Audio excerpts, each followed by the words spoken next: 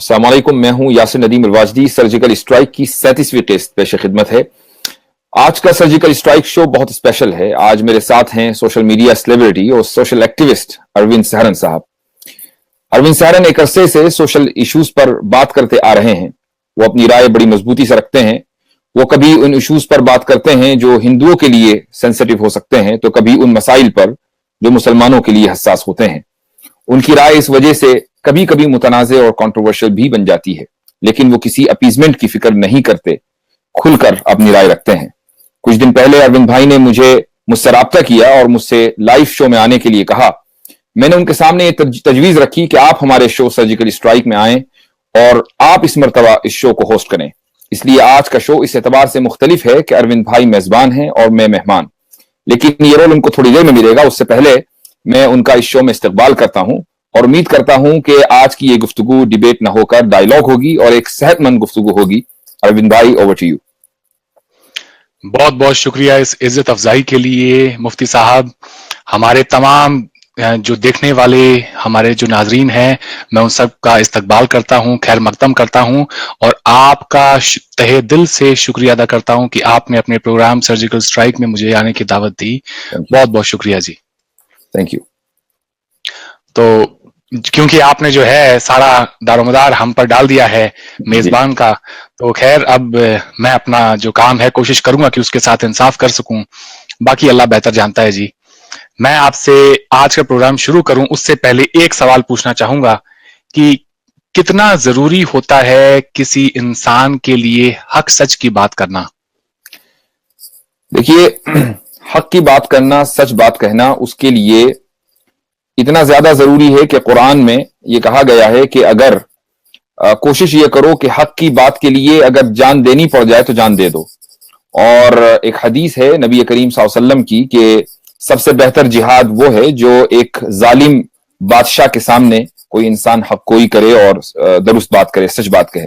तो हक बात कहना इतना जरूरी और इतना अहम है जी। बहुत खूब। तो मैं आपसे अगर ये कहूं कि कुरान पाक जो है वो पूरी कायनात पर, पूरी दुनिया पर नाजिल हुई और उसे पढ़ने का जो हक है वो केवल मुसलमानों का नहीं, तमाम जो लोग हैं इस दुनिया में बसते हैं उन सब का है, तो ये क्या ये कहना दुरुस्त होगा? 100% दुरुस्त होगा। इसलिए कि जो किताब पूरी कायनात के लिए और पूरी इंसानियत के लिए नाजिल की गई है और जिस रसूल पर नाजिल हुई है उस रसूल को रहमतुल लिल आलमीन कहा गया है, मर्सी फॉर मैनकाइंड। और उसके बारे में यह कहा गया है कि हमने आपको सारी इंसानियत के लिए भेजा है, तो जाहिर है कि वो किताब लेकर ही तो भेजा। तो जिस तरीके से आप सल्लल्लाहु अलैहि वसल्लम मुसलमानों के पास, बल्कि सबसे पहले तो ये कह लीजिए कि जिस वक्त आप सल्लल्लाहु अलैहि वसल्लम को वही मिली और किताब मिली उस वक्त तो कोई मुसलमान ही नहीं था। वो किताब लेकर उन लोगों के पास गए जो मुसलमान नहीं थे, फिर वो मुसलमान हुए। इसका मतलब यह है कि ये किताब दरअसल गैर मुस्लिमों ही के लिए है ताकि वो उसको पढ़ें और उसके पैगाम को कबूल करें। बहुत खूब, बहुत खूब। ये आपने बड़ी अच्छी बात बताई। तो क्या हर वो बात जो कुरान पाक में लिखी हुई है, अगर हम उसको मंजर आम पर लेकर आना चाहें और उस पर बात करना चाहें, तो क्या हमें ऐसी कोई बात है जो कुरान पाक में लिखी हुई हो और हम उस पर बात ना कर सकें? मेरे इल्म में तो अभी तक कोई ऐसी बात नहीं है। हालांकि मेरा कोई बहुत वसी तजुर्बा नहीं है, लेकिन जितना कितना भी है मैं खुलकर इस मौजू के ऊपर गुफ्तगू करना चाहता हूं और कोशिश करता हूं कि अगर कोई ऐसी बात है कि एक सामने वाला कोई शख्स है, उसने कुरान पढ़ा, मसलन उसके स्टडी किया और उसको कोई चीज ऐसी लगी कि उसके अंदर कहीं कंफ्यूजन है या उसको कोई चीज समझ में नहीं आ रही है, उसका कोई ऑब्जेक्शन है, तो मैं चाहूंगा कि उस ऑब्जेक्शन को सुनूं और समझूं और देखूं कि कहां मतलब ये कि उसको रेक्टिफाई किया जा सकता है। जी, बहुत खूब। तो इसका मतलब ये हुआ कि कुरान पाक में हर वो चीज जो लिखी हुई है उस पर इंसान को खुलकर बात करनी चाहिए। डॉक्टर साहब, आज से कुछ दिन पहले मैंने एक बयान दिया और वो बयान मैं आपको पढ़ के सुनाता हूं। मैंने क्या दिया, मैं चाहूंगा कि आज के प्रोग्राम की शुरुआत जो है हम उससे करें। डॉक्टर साहब, ये कहना तो बिल्कुल दुरुस्त है कि आपको कोई भी इंसान हो, अगर हम इसको एक मजहबी तरीके से ना देखें, नॉर्मल जो जिस तरह से लोग इस मुआशरे में रहते हैं, अगर हम उसी के लिहाज से अगर हम देखें, तो क्या ये कहना दुरुस्त है कि किसी गैर औरत के बारे में अपने मन में गंदा ख्याल लेकर आना भी जो है वो पाप है, वो हराम है? बिल्कुल, इसमें कोई शक नहीं है। और ये भी कुरान करीम में जो फोर्निकेशन या एडल्टरी की जो सजा है وہ صرف اس صورت میں ہے جبکہ جس کو ہم ریپ کہتے ہیں یا اسی طریقے سے اگر even with consent premarital جو سیکس ہے اس کو بھی قرآن نے زنا مانا ہے اور پنشبل ایکٹ ہے. لیکن اس کے مختلف لیولز اور درجات ہیں, مختلف کیٹیگریز ہیں. اس کی جو سب سے کم درجے کی جو کیٹیگری ہے وہ یہ ہے کہ ایک انسان کسی غیر عورت کے بارے میں جو ایول تھاٹس ہیں وہ اپنے ذہن میں لے کر آئے. اس کے بعد پھر کیٹیگریز بڑھتی رہتی ہیں. ایک آدمی نہ صرف یہ کہ سوچتا ہے بلکہ دیکھنے لگتا ہے, اس کے بعد پھر اس طرف جانے لگتا ہے, پھر تو ایسے فائنل جو سٹیج ہے اس کے اوپر پھر سزا لاگو ہوتی ہے. جی بہت خوب. تو میں نے وہ پوسٹ لکھی, میں چاہوں گا کہ میں اس کو آپ کے سامنے پڑھ کے آپ کو سناؤں اور آپ مجھے اس کا جواب دیں. میرا سوال تھا, سبھی لوگوں سے تھا, وہ ہندو مسلمان کوئی بھی ہوں.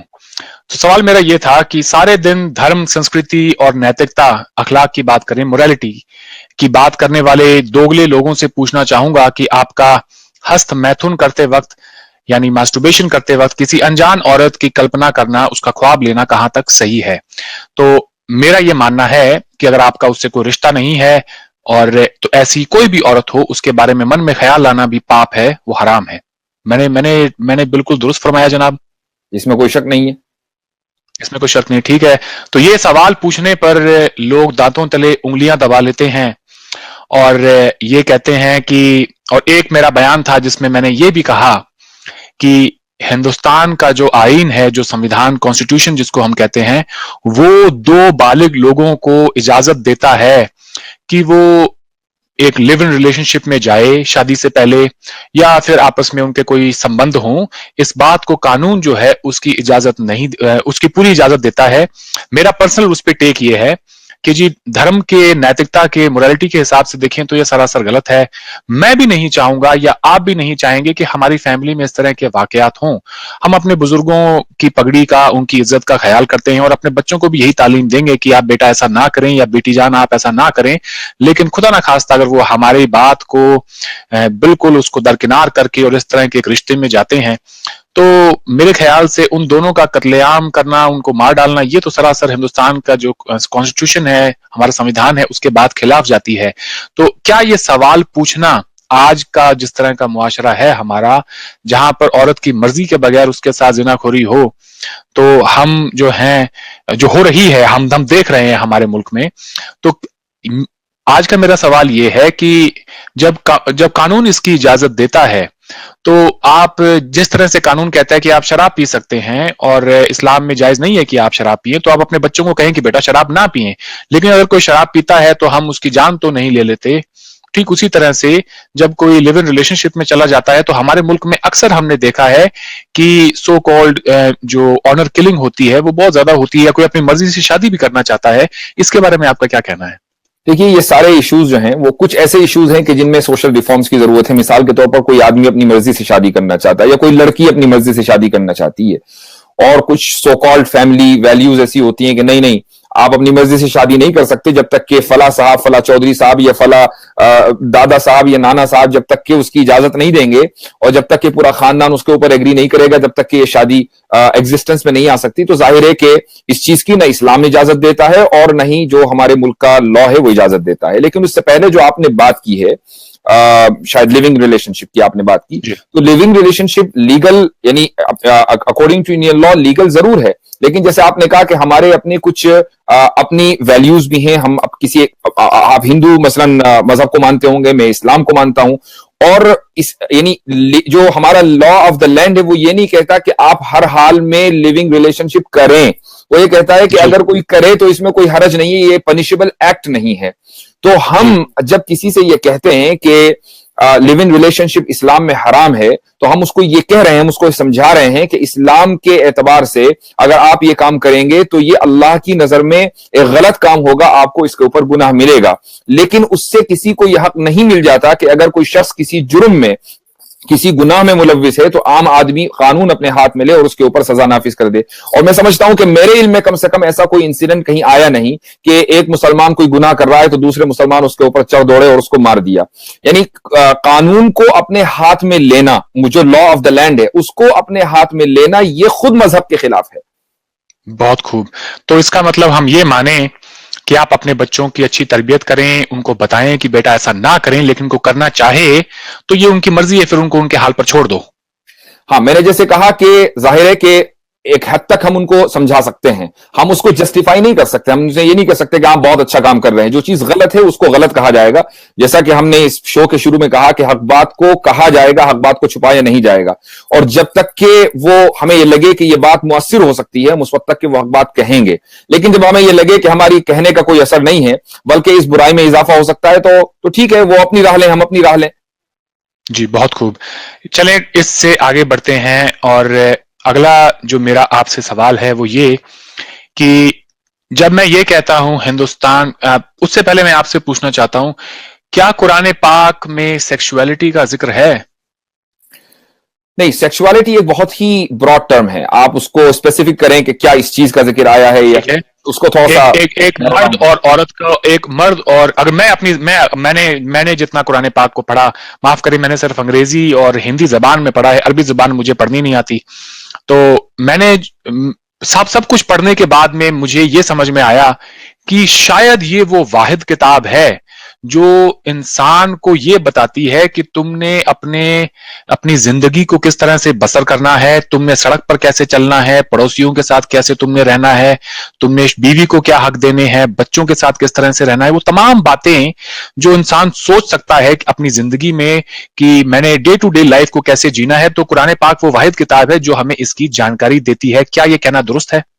हाँ बिल्कुल, चूंकि हम जब ये मानते हैं और इस बात का हमें यकीन है कि Islam is a way of life, तो जाहिर है कि हमारी लाइफ में जितनी भी चीजें होती हैं, चाहे वो मैरिटल लाइफ हो, कि सोशल लाइफ हो, कि उसका ताल्लुक इकोनॉमी से हो, कि स्टेट से हो, उन सब चीजों में इस्लाम ने गाइडेंस दी है। बहुत सी चीजें कुरान में मिलती हैं और जो चीजें कुरान में नहीं है वो आप सल्लल्लाहु अलैहि वसल्लम की हदीसों में मिलती हैं। हदीसों में मिलती है, बहुत खूब। तो इसी से, इसके ऊपर अगर हम ये कहें कि एक मर्द और औरत का रिश्ता किस तरह से होना चाहिए या सेक्स किस तरह से होना चाहिए, उसके बारे में भी क्या कुरान में जिक्र है? कुरान मैंने में थोड़ा बहुत पढ़ा कि हाँ, उसके ऊपर जिक्र है कि मर्द को किस तरह से करना चाहिए। सेक्सुअलिटी दो तरह की है। एक सेक्सुअलिटी वो है कि जो इलीगल है इस्लाम में, उसी को हम जिना कहते हैं, और पूरा एक यानी एक चैप्टर है सूरह नूर, उसका जो इब्तदाई हिस्सा है वो पूरा उसी के ताल्लुक से है कि एक स्टेट को कैसे बिहेव करना चाहिए अगर इस तरीके से क्राइम हो, कैसे रिएक्ट करना चाहिए। और एक वो सेक्सुअलिटी है जो परमिसिबल है, और वो जाहिर है कि मैं यहाँ पे परमिसिबल सेक्स की बात कर रहा हूँ। एग्जैक्टली, मैं उसी पर आ रहा हूं। तो जो परमिसिबल सेक्सुअलिटी है वो हस्बैंड एंड वाइफ के दरमियान है, उसका वही कॉन्सेप्ट है, इसके अलावा कोई दूसरा कॉन्सेप्ट इस्लाम में नहीं है। हस्बैंड और वाइफ के दरमियान जो सेक्सुअलिटी है वही इस्लाम में जायज है, और उसके बारे में कुरान में सिर्फ ये एक आयत आ गई है कि हस्बैंड और वाइफ जिस तरीके से भी चाहें आपस में अपना ताल्लुक कायम करना, जिसको सेक्सुअल रिलेशन करना, उस तरीके से उनको हक है। तो ये एक राइट दिया गया है हस्बैंड एंड वाइफ को, और सिर्फ इतनी ही बात कुरान में जिक्र की गई। ये एक उसूल दे दिया गया, एक प्रिंसिपल दे दिया गया। अब जाहिर है कि डिटेल में जाने की जरूरत नहीं है, और नहीं कुरान इस काम के लिए आया कि वो आपको और हमें एक डिटेल बताए, एक प्रिंसिपल बता दिया गया। अब हम प्रिंसिपल बता दिया गया है, तो कहने का मतलब ये है कि कुरान पाक भी बताती है कि आपने सेक्सुअल रिलेशनशिप जो कि परमिसिबल है, एक जो जायज है एक शौहर और बीवी के बीच में, वो आपने किस तरह से रखना है, अपनी जिंदगी को किस तरह से चलाना है, वो कुरान और इसकी हमें जो डिटेल्स हैं वो और हदीसों में भी मिलती है। उसका हदीसों में भी इसकी डिटेल्स, उसका उसूल वो किस तरह से होगा। तो जैसे मैंने कहा कि कुरान ने यह उसूल दे दिया कि हस्बैंड और वाइफ जिस तरीके से भी चाहें वो अपना ताल्लुक एक दूसरे से जिनसी ताल्लुक या जिस्मानी ताल्लुक कायम कर सकते हैं। अब उसके बाद कुछ हदीसें आ जाती हैं, मिसाल के तौर पर बहुत सी अहादीस ऐसी हैं जो आप सल्लल्लाहु अलैहि वसल्लम की घरेलू जिंदगी से ताल्लुक रखती हैं, और उनका आना भी उम्मत के लिए जरूरी था। जब हम ये कहते हैं कि Islam is a way of life, तो लाइफ का एक हिस्सा है कि मैरिटल लाइफ कैसे गुजारी जाती है।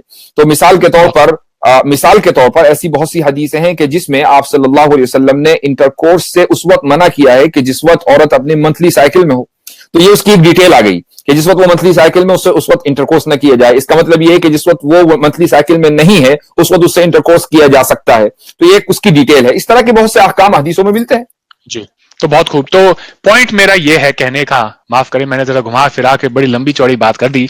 सवाल ये है कि अगर जब ये कहता हूं कि इस मुल्क में सेक्स एजुकेशन पर बात होनी चाहिए, वक्त आ गया है कि सेक्स एजुकेशन पर बात हो। जब आप बात नहीं करते हैं तो लोगों के मन में बहुत सारे सवाल होते हैं और उन सवालों के जवाब तलाशने के लिए इंटरनेट नाम का जो एक हथियार है वो उस पर चले जाते हैं। और अक्सर हम सब जानते हैं कि उस हथियार में जो चीजें जिस तरह से दिखाई जाती हैं, एक बीवी और शौहर को ये जेब नहीं देता कि वो रिश्ता अपना उस तरह से बनाए। तो क्या आप ये मानते हैं कि हिंदुस्तान में या इस पूरे बड़े सगीर के अंदर स्कूलों के करिकुलम के अंदर सेक्स एजुकेशन पर भी बात हो कि सेफ सेक्स को कैसे प्रमोट किया जाए? देखिए, ऐसा है कि जब हम सेक्स एजुकेशन की बात करते हैं तो जाहिर है कि हमारा जो एजुकेशन सिस्टम है वो पूरा वेस्टर्न जो सिस्टम है उससे लिया गया है। और यहां पर यानी मगरबी ममालिक में, जहां आप न्यूजीलैंड में हैं या ऑस्ट्रेलिया का जो सिस्टम है, इंग्लैंड का, अमेरिका का, सब एक सही है। तो तकरीबन तो जो सेक्स एजुकेशन कम से कम 7वीं क्लास से यहाँ स्कूलों में शुरू होती है, तो उसमें ये नहीं बताया जाता कि कौन सा यानी दो लोगों के दरमियान जो एक दूसरे से ताल्लुक है वो किस तरीके से होगा, बल्कि ये बताया जाता है कि it is absolutely fine to establish such relationship. तो जब आपने ये कह दिया तो मजहब तो आपको ये सिखा रहा है कि प्री मैरिटल सेक्स जायज नहीं है, और सेक्स एजुकेशन की जो क्लास आपकी चल रही है उसमें आपको ये बताया जा रहा है कि इट इज एब्सोल्युटली ओके। तो अब यहाँ मैं यहाँ पे सिर्फ सेफ सेक्स की बात कर रहा हूं, क्योंकि हमारा जो करिकुलम है, मैं आपको इसकी पूरी मिसाल दे सकता हूं न्यूजीलैंड के अंदर, कि यहाँ पे एक गाइडलाइन होती है कि आपने सेफ सेक्स को कैसे प्रमोट करना है।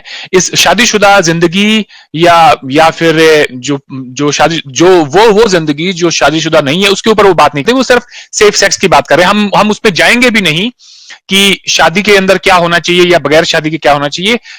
बात सिर्फ इतनी है कि सेफ सेक्स को प्रमोट करना चाहिए हमारे मुआशरे में या नहीं, ताकि आपको पता लगे कि शादीशुदा जिंदगी के बाद में हम जो है किस तरह से हमने जिंदगी को बसर करना है। तो वो हमारे यहाँ पे मैंने जैसे कहा कि अगर शादीशुदा जिंदगी के हस्बैंड और वाइफ के दरमियान जो सेक्स होता है उससे रिलेटेड अगर कोई बात हो रही है तब तो उसको उसकी एजुकेशन दी जाए। जाहिर है कि शादी हर एक, बिल्कुल मैं ये शादीशुदा जिंदगी के हिसाब से कह रहा हूं।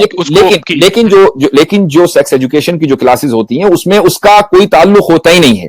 बल्कि मैं एक मिसाल दे रहा हूं, मुझे किसी ने बताया कि उनका बच्चा यहाँ स्कूल में जाता है और वो 7th ग्रेड में, इसलिए मैंने 7th ग्रेड का जिक्र किया, और उसको उसकी टीचर ने बाकायदा चैप्टर है मुशदनी के ऊपर, ये कहा गया कि it is absolutely fine to do it. तो अब जब बच्चे को, जिसकी उम्र 11-12 साल है, जो अब उस एज में आ रहा है कि जहां बहुत सी चीजें उसके दिमाग में चल रही होंगी, और उसको ये कहा जाए कि इट इज एब्सोल्युटली ओके, और ये भी बाकायदा एक डिबेटेबल इशू है कि क्या ये हेल्थ वाइज सही है या नहीं है, ये भी एक डिबेटेबल इशू है, ये एक थ्योरी है, कोई फैक्ट नहीं है। और उसके बाद जो लेकिन तो जब आपने बच्चों को ये तालीम दे दी कि आप ये करें, तो आपने उनको एक रास्ता दिखा दिया। सेफ सेक्स का मतलब ये नहीं है कि आप कैसे अच्छी तरीके से और सेफ माहौल में और अच्छे एनवायरनमेंट में सेक्स करें, बल्कि सेफ सेक्स एजुकेशन का मतलब ये है कि आप कैसे शादी के बाद ये काम करें और शादी से पहले कैसे बचें। एक तो बात बेशक एक तो बात मतलब कहने का मतलब कि हाइजीन को मेंटेन करना। लास्ट चीज ये है, वो ये है कि जब आप सेक्स एजुकेशन की बात करते हैं तो आप ये भी देखें कि किस उम्र के बच्चों को आप ये एजुकेशन दे रहे हैं। अगर आप अडल्ट्स को दे रहे हैं, बहुत अच्छी बात है, तो वो तो हदीसों के अंदर भी ऐसी बहुत सी बातें आ गई हैं। लेकिन अगर आप बच्चों को वहां से, वो जब उनकी उम्र बिल्कुल अभी छोटी है और उनको इन चीजों का पता नहीं है, वहां से आपने उनको एजुकेशन देनी शुरू कर दी, तो गोया कि जिस चीज का भी उनको पता नहीं आपने पहले ही उनको बता दिया। Let them discover this by themselves. बहुत खूब, मैं 100% आपकी इस बात से मुत्तफिक हूं। हम इस पर आगे दोबारा आएंगे। तो कहने का मेरा मतलब यह है कि जो परमिसिबल सेक्स है मजहब के हवाले से, एक बीवी और शौहर के बीच में भी, उस पर बात करने में, उस पर एजुकेट करने में कि आप जी इस तरह से रिश्ता कायम होता है। और एक उम्र में भी आप चले जाएं, 15-16 साल की उम्र के बाद में, जब शादी की उम्र हो जाती है, कुरान के हवाले से भी 16 साल की उम्र मर्द की शादीशुदा उम्र है। तो अगर हम 16 साल के बच्चे को या आदमी को आज के हम कहें, तो अगर ये कहें कि बेटा आपने इस तरह से सेफ, जिसको कहते हैं कि आपने इस तरह से सफाई रखनी है, ये करना है, ये नहीं करना है, और अपनी हाइजीन को इस तरह से मेंटेन करना है, वो बातें अगर सिखाई जाएं हमारे मुआशरे में, तो मुझे लगता है कि बहुत सारी जो गलतफहमियां हैं जिसको लोग अक्सर शादी के बाद में कोई वीडियोस के थ्रू उससे सीखते हैं, बेहतर है कि वो पहले उनको बताया जाए तो वो ज्यादा मुनासिब हो। वो अगर सेक्स एजुकेशन की बात सिर्फ इतनी है तो इसमें कोई हर्ज नहीं है। सिर्फ इतनी ही है, इससे ज्यादा कुछ भी नहीं। बिल्कुल इससे ज्यादा ना एक इंच इधर ना उधर। चलें आगे बढ़ते हैं। और मैं आपसे ये पूछना चाह रहा था, मेरा जो अगला सवाल है कि कुरान पाक जो है वो मुसलमानों के लिए सबसे मुकद्दस किताब है, ये कहना तो इसमें तो कोई दो राय है ही नहीं। तो मुझे आप ये बताएं कि एक गैर मुसलमान अगर मुसलमान बनना चाहे आज, तो उसके लिए आज हम देख रहे हैं कि अहले हदीस है बरेलवी है, देवबंदी है, तो सबसे अच्छा उसके लिए जरिया कौन सा, या मैं ये कहूं कि मैं मुसलमान बनना चाहूं तो मुझे कौन से मसलक से सबसे पहले अपने आप को जोड़ना चाहिए? आपको किसी भी मसलक से अपने आप को जोड़ना नहीं चाहिए। देखिए, मैं जिस जगह से आता हूं, मैं देवबंद का रहने वाला हूं, मेरी सारी एजुकेशन वहीं हुई है, और ये एक हकीकत है, एक रियलिटी है कि देवबंद के नाम से एक मसलक वजूद में आ चुका है जिसको देवबंदी मसलक बोलते हैं। उसके साथ ही बरेलवी मसलक भी है, अल हदीस भी, आपने 3 के नाम लिए, और ये तीनों बहुत प्रिडोमिनेंट सेक्ट्स हैं अपने सब कॉन्टिनेंट में। लेकिन हमारे जो बड़े स्कॉलर्स हैं, अभी एक स्कॉलर का भी 2 हफ्ते पहले ही इंतकाल हुआ है, तो उनका एक स्टेटमेंट बहुत ही सोशल मीडिया पर वायरल हुआ। उन्होंने ये कहा कि मसलक की जो है वो तबलीग नहीं की जाती, दीन की तबलीग की जाती है, मसलक की तबलीग नहीं की जाती। मसलक आप अपने पास रखिए, दैट्स योर पर्सनल अफेयर। आप उसको कैसे समझते हैं, कुरान को कैसे, हदीस को समझते हैं, दैट्स योर पर्सनल थिंग। हाँ, मजहब की आप तबलीग करें। अब मिसाल के तौर पर कोई आदमी मुसलमान होना चाहता है तो उसको चाहिए कि वो 2-4 चीजों को बुनियादी तौर पर अमल करें। सबसे पहले यह है कि वो अल्लाह की वहदानियत और उसके एक होने का कायल हो जाए, नबी करीम सल्लल्लाहु अलैहि वसल्लम की रिसालत का कायल हो जाए, और आप सल्लल्लाहु अलैहि वसल्लम के साथ जो आपके साथी थे उनको सहाबा माने और उनकी इज्जत करे। और इसी तरीके से सहाबा के बाद जो बहुत से औलिया हैं, मिसाल के तौर पर हमारे ख्वाजा अजमेरी हैं, निजामुद्दीन औलिया हैं, और इस तरीके के बहुत से औलिया पूरी दुनिया में आए हैं, उनकी इज्जत और एहतराम करे। एक आदमी अगर इन चीजों के ऊपर अमल करता है तो अब वो किसी देवबंदी, बरेलवी, अहले हदीस होने की उसको जरूरत नहीं है। वो एक मुसलमान है और अच्छा और सच्चा मुसलमान है। जी, मुझे आप ये बताएं, जब कुरान एक है, अल्लाह का रसूल एक है, और फिरका बंदी जो है वो शिर्क है, तो फिर इतने फिरके क्यों हैं? हाँ, जाहिर है कि मैं एक चीज आपको ये बता दूं कि डिवीजन जो है वो 2 तरह का होता है। एक डिवीजन वो है कि जिसको हम अलाउ करते हैं, और उसकी वजह यह होती है कि इस्लाम ने या शरीयत ने इंसान को यानी अल्लाह ने ये हुक्म दिया है कि वो सोचे, समझे, गौर व फिक्र करे। तो गौर व फिक्र के नतीजे में जो डिवीजन होता है और जिसमें सामने वाले का एहतराम बाकी रहता है, तो वो तो बिल्कुल जायज है, उसमें कोई हरज नहीं है। लेकिन एक वो डिवीजन है कि जिसमें मैं अपनी राय पर जम जाऊं और मैं कहूं कि ये मेरी राय ही दुरुस्त है और आप गलत हैं, आप जहन्नम में जाने वाले हैं, आप बातिल हैं और मैं हक पर हूं, ये डिवीजन गलत है। तो हमारे इस्लाम में 2 तरह के डिवीजन हुए हैं। जो एक परमिसिबल डिवीजन है, मैं उसकी भी मिसाल देता हूं, चूंकि बहुत से लोग उसमें कंफ्यूज हो जाते हैं। हमारे यहां जो फिक्र है, जिसको हम लॉ कहते हैं, इस्लामिक लॉ, उसके अंदर 4 मेजर स्कूल्स ऑफ थॉट हैं। उसमें एक हनफी है, शाफिई है, मालिकी है, हंबली है। इसमें जो इंडिया और पाकिस्तान के अंदर, बांग्लादेश में जो ज्यादा फॉलोवर्स है वो हनफी है। ये एक परमिसिबल डिवीजन है, जिसमें इसलिए कि कोई भी हनफी फॉलोवर ये नहीं कहता कि जो दूसरा स्कूल ऑफ थॉट है वो गलत है और मैं उसके पीछे नमाज नहीं पढ़ूंगा। लेकिन जो इम्परमिसिबल डिवीजन है वो दूसरा है कि जिसमें आप ये कहें कि मसलन अहले हदीस वो काफिर है, या अहले हदीस ये कहें कि भाई देवबंदी काफिर है, या बरेलवी ये कहें कि देवबंदी काफिर है। ये जो एक दूसरे को पर कुफर के फतवे लगाए जाते हैं, ये एक इम्परमिसिबल डिवीजन है और उसकी इस्लाम में कोई इजाजत नहीं है। लेकिन ये एक मतलब ये कि आप इसको ह्यूमन क्राइसिस कह लें कि किसी भी जगह जब इतनी बड़ी तादाद में लोग होते हैं, चाहे वो एक ही अम्ब्रेला के तहत हों, लेकिन उनके दरमियान बहुत सी मरतबा ऐसे इख्तलाफात हो जाते हैं कि जिनको खत्म करना तकरीबन नामुमकिन होता है। और इस तरह की चीज कोई मुसलमानों में पहली मर्तबा नहीं हुई है, बल्कि इससे पहले क्रिश्चियंस में हुई है, जूस में हुई है, यानी जितने भी बड़े बड़े मजहब हिंदुओं में हुई है। तो हर जगह इस तरह की तकसीम है, और उस तकसीम को अगर आप मजहब की ऐनक से देखें तो मजहब उस तकसीम को जायज करार नहीं देता। जी, मैं आपसे ये कहना चाह रहा हूं कि दुनिया में सबसे आखिरी में जो मजहब आया वो इस्लाम आया, और दीन, अगर ये कहूं मैं, क्या ये कहना बिल्कुल दुरुस्त होगा कि दीन मुकम्मल हो चुका है, वो पूरा कंप्लीट है और अब उसमें कोई भी रेटिफिकेशन की कोई उसमें गुंजाइश नहीं है? हाँ बिल्कुल, इसलिए कि ये तो कुरान का हुक्म है कि अल-यौम अकमलतु लकुम दीनकुम, कि आज मैंने तुम्हारा दीन तुम्हारे लिए मुकम्मल कर दिया। तो दीन has been, religion has been perfected now.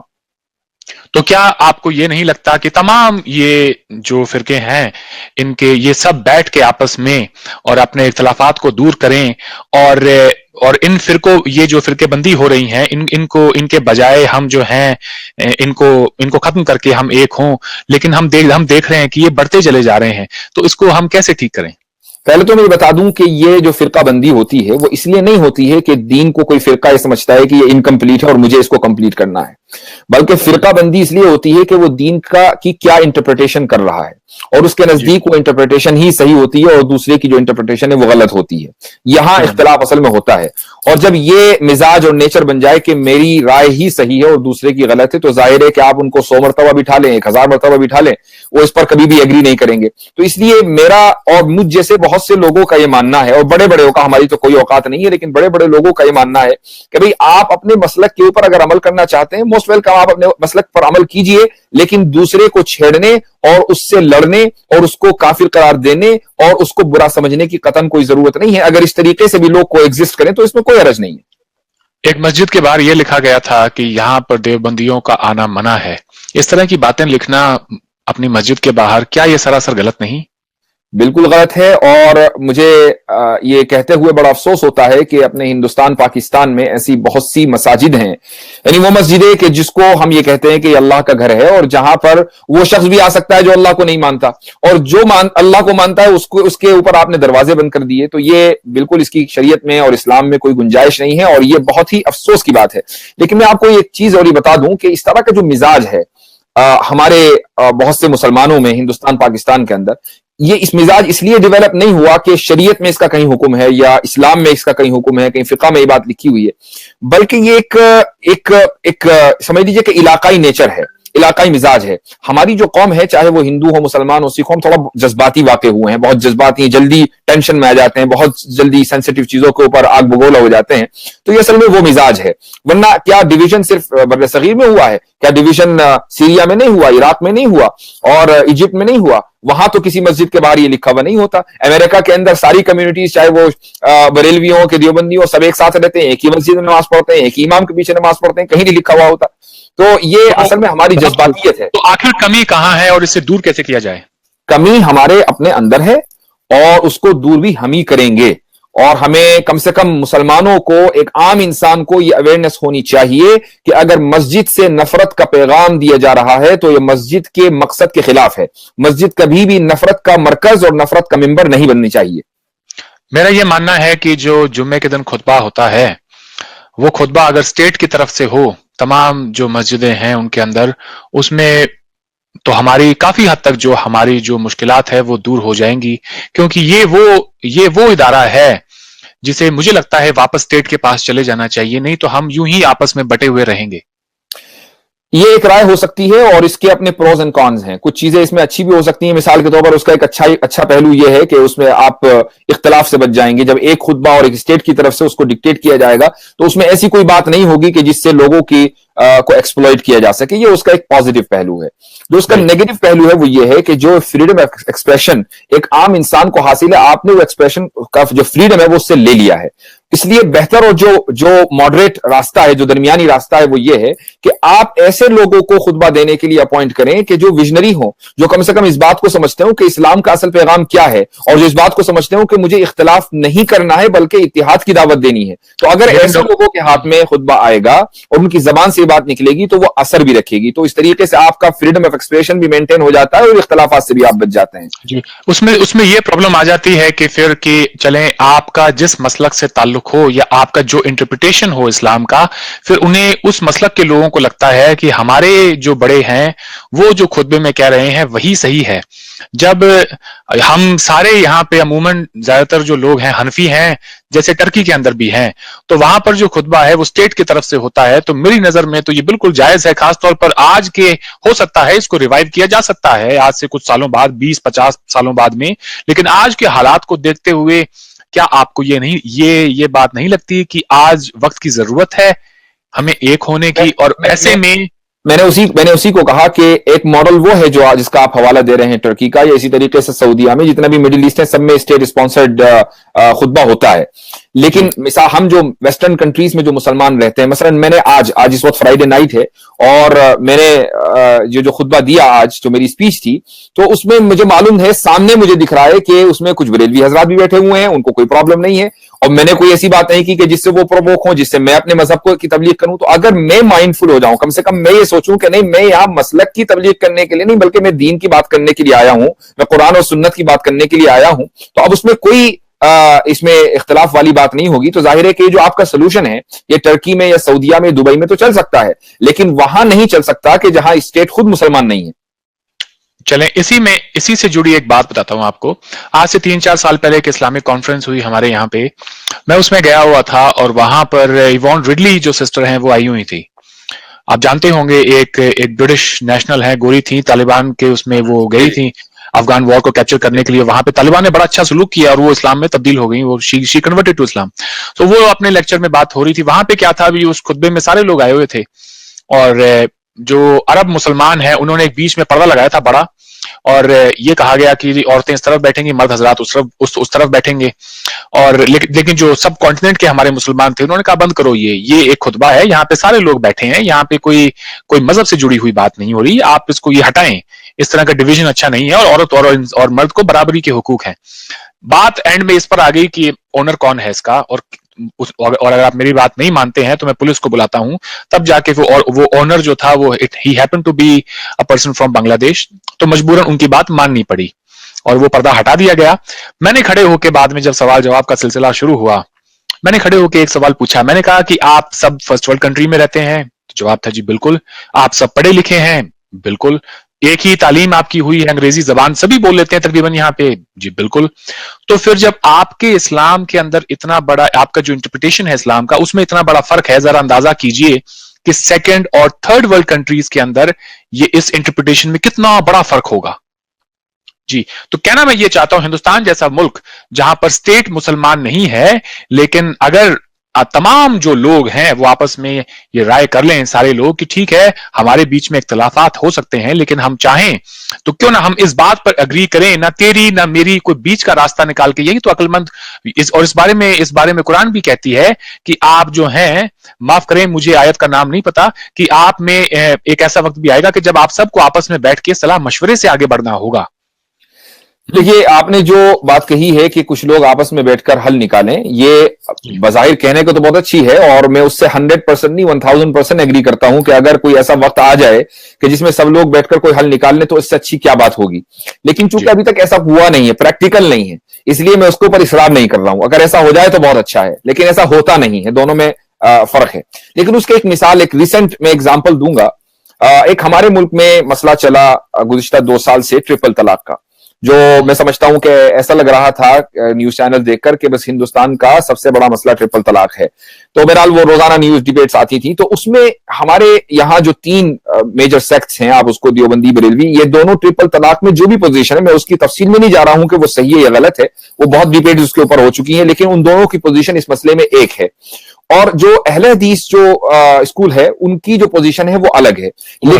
लेकिन जब ये मसला आया और मसला कोर्ट में गया और ये लीगल मसला हुआ, तो अहले हदीस ने अपना सपोर्ट उन दोनों ग्रुप्स को दिया कि भाई आप मेजोरिटी में हैं तो हम कम से कम अपने घर में क्या प्रैक्टिस कर रहे हैं वो हमारा पर्सनल मामला है, लेकिन हम स्टेट के साथ या अदालत में जब हम जा रहे हैं तो हम आपके साथ खड़े हुए हैं।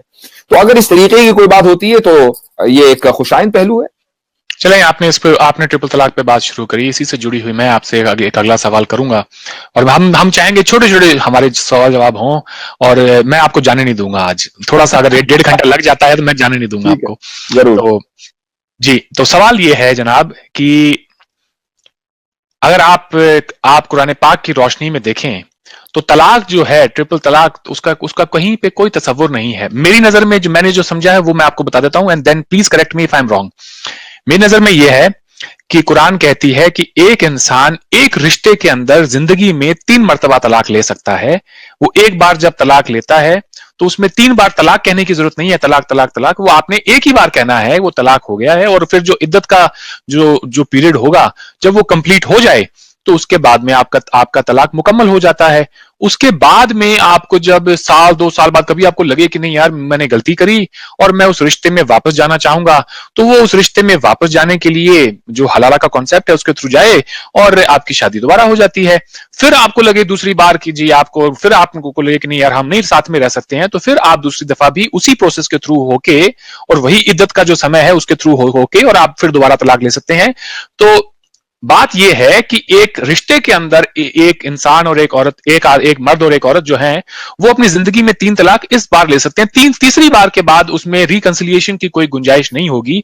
मेरी नजर में जो मैंने समझा एज अ स्कॉलर, थोड़ा बहुत जो मैं हूं, वो ये है, वो ये नहीं है कि आपने 3 बार कह दिया तलाक तलाक तलाक और तलाक हो जाएगा। जी जनाब। अच्छा, देखिए थोड़ा सा मैं उसको कुछ बातें आपने ऐसी कही हैं कि जो थोड़ा सा मुख्तलिफ हैं और मैं उसको रेक्टिफाई कर दूं। सबसे पहले तो बुनियादी चीज जो है वो इस्लाम में, और शायद वो किसी मजहब में, मैं दूसरे मजहब की नॉलेज नहीं रखता हूं, लेकिन चूंकि मैंने कहा कि Islam is a way of life, तो जहां निकाह की गाइडलाइंस है तो तलाक की भी गाइडलाइंस है, चूंकि ये भी इंसान की बाज़ मरतबा जरूरत बन जाती है। लेकिन जो गाइडलाइन है, जो जहां से बात शुरू होती है, वो ये है कि आप सल्लल्लाहु अलैहि वसल्लम की एक हदीस है कि जो दुनिया में सबसे ज्यादा अल्लाह के नजदीक नापसंदीदा हलाल चीज है, तो इम्परमिस वो तलाक है। तो यहां से बात शुरू होती है। इसका मतलब ये है कि आप इस रास्ते को इख्तियारी ना करें, लेकिन अगर आपको इख्तियार करना पड़े तो फिर उसका कुरान ने प्रोसीजर दिया है। और ये आयत नंबर 49 है, ये 149, अत्तलाकु मर्रतान, यहां से शुरू होती है कि तलाक 2 मरतबा दी जा सकती है। अगर आपने 2 मरतबा तलाक दे दी, अब चाहे वो अलग अलग सिटिंग में आप दें या एक सिटिंग में दें, जब आपने 2 मरतबा तलाक दे दी तो उसके बाद शौहर को यह चाहिए कि अब वो तीसरी तलाक ना दे, बल्कि वो अपने रिश्ते को मेंटेन करने की कोशिश करे। लेकिन अगर दूसरी तलाक के बाद वो सोचता है कि नहीं, मैं इस औरत के साथ मेरी जिंदगी नहीं बसर हो सकती, तो उसको रुजू करने की जरूरत नहीं है।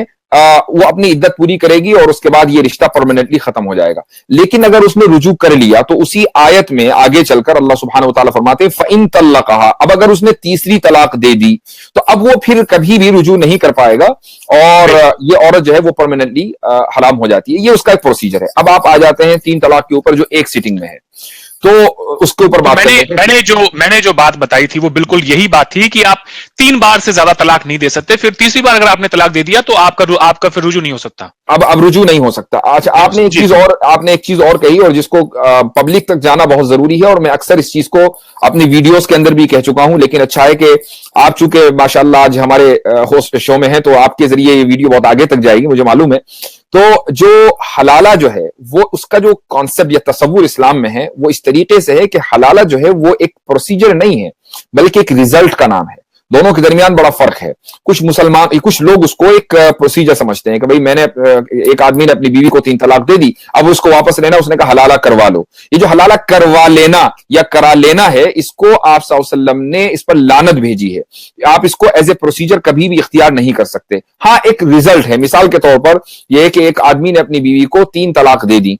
अब ये मर्द अब अपनी औरत के लिए इस लायक नहीं रहा कि वो औरत इसको मुंह लगाए, इस मर्द के पास वापस आए। उस औरत की कहीं और शादी हो गई, और इस बात का इम्कान है कि उसका जो दूसरा शौहर है उसका इंतकाल हो गया, या वहां भी उसकी नहीं बनी और वहां से भी उसको तलाक हो गई। अब जो पहला शौहर है उसको भी अकल आई कि भाई वही अच्छी थी और उसको मैं वापस लेना चाहता हूं, तो अब वो उस औरत से जाकर निकाह कर सकता है।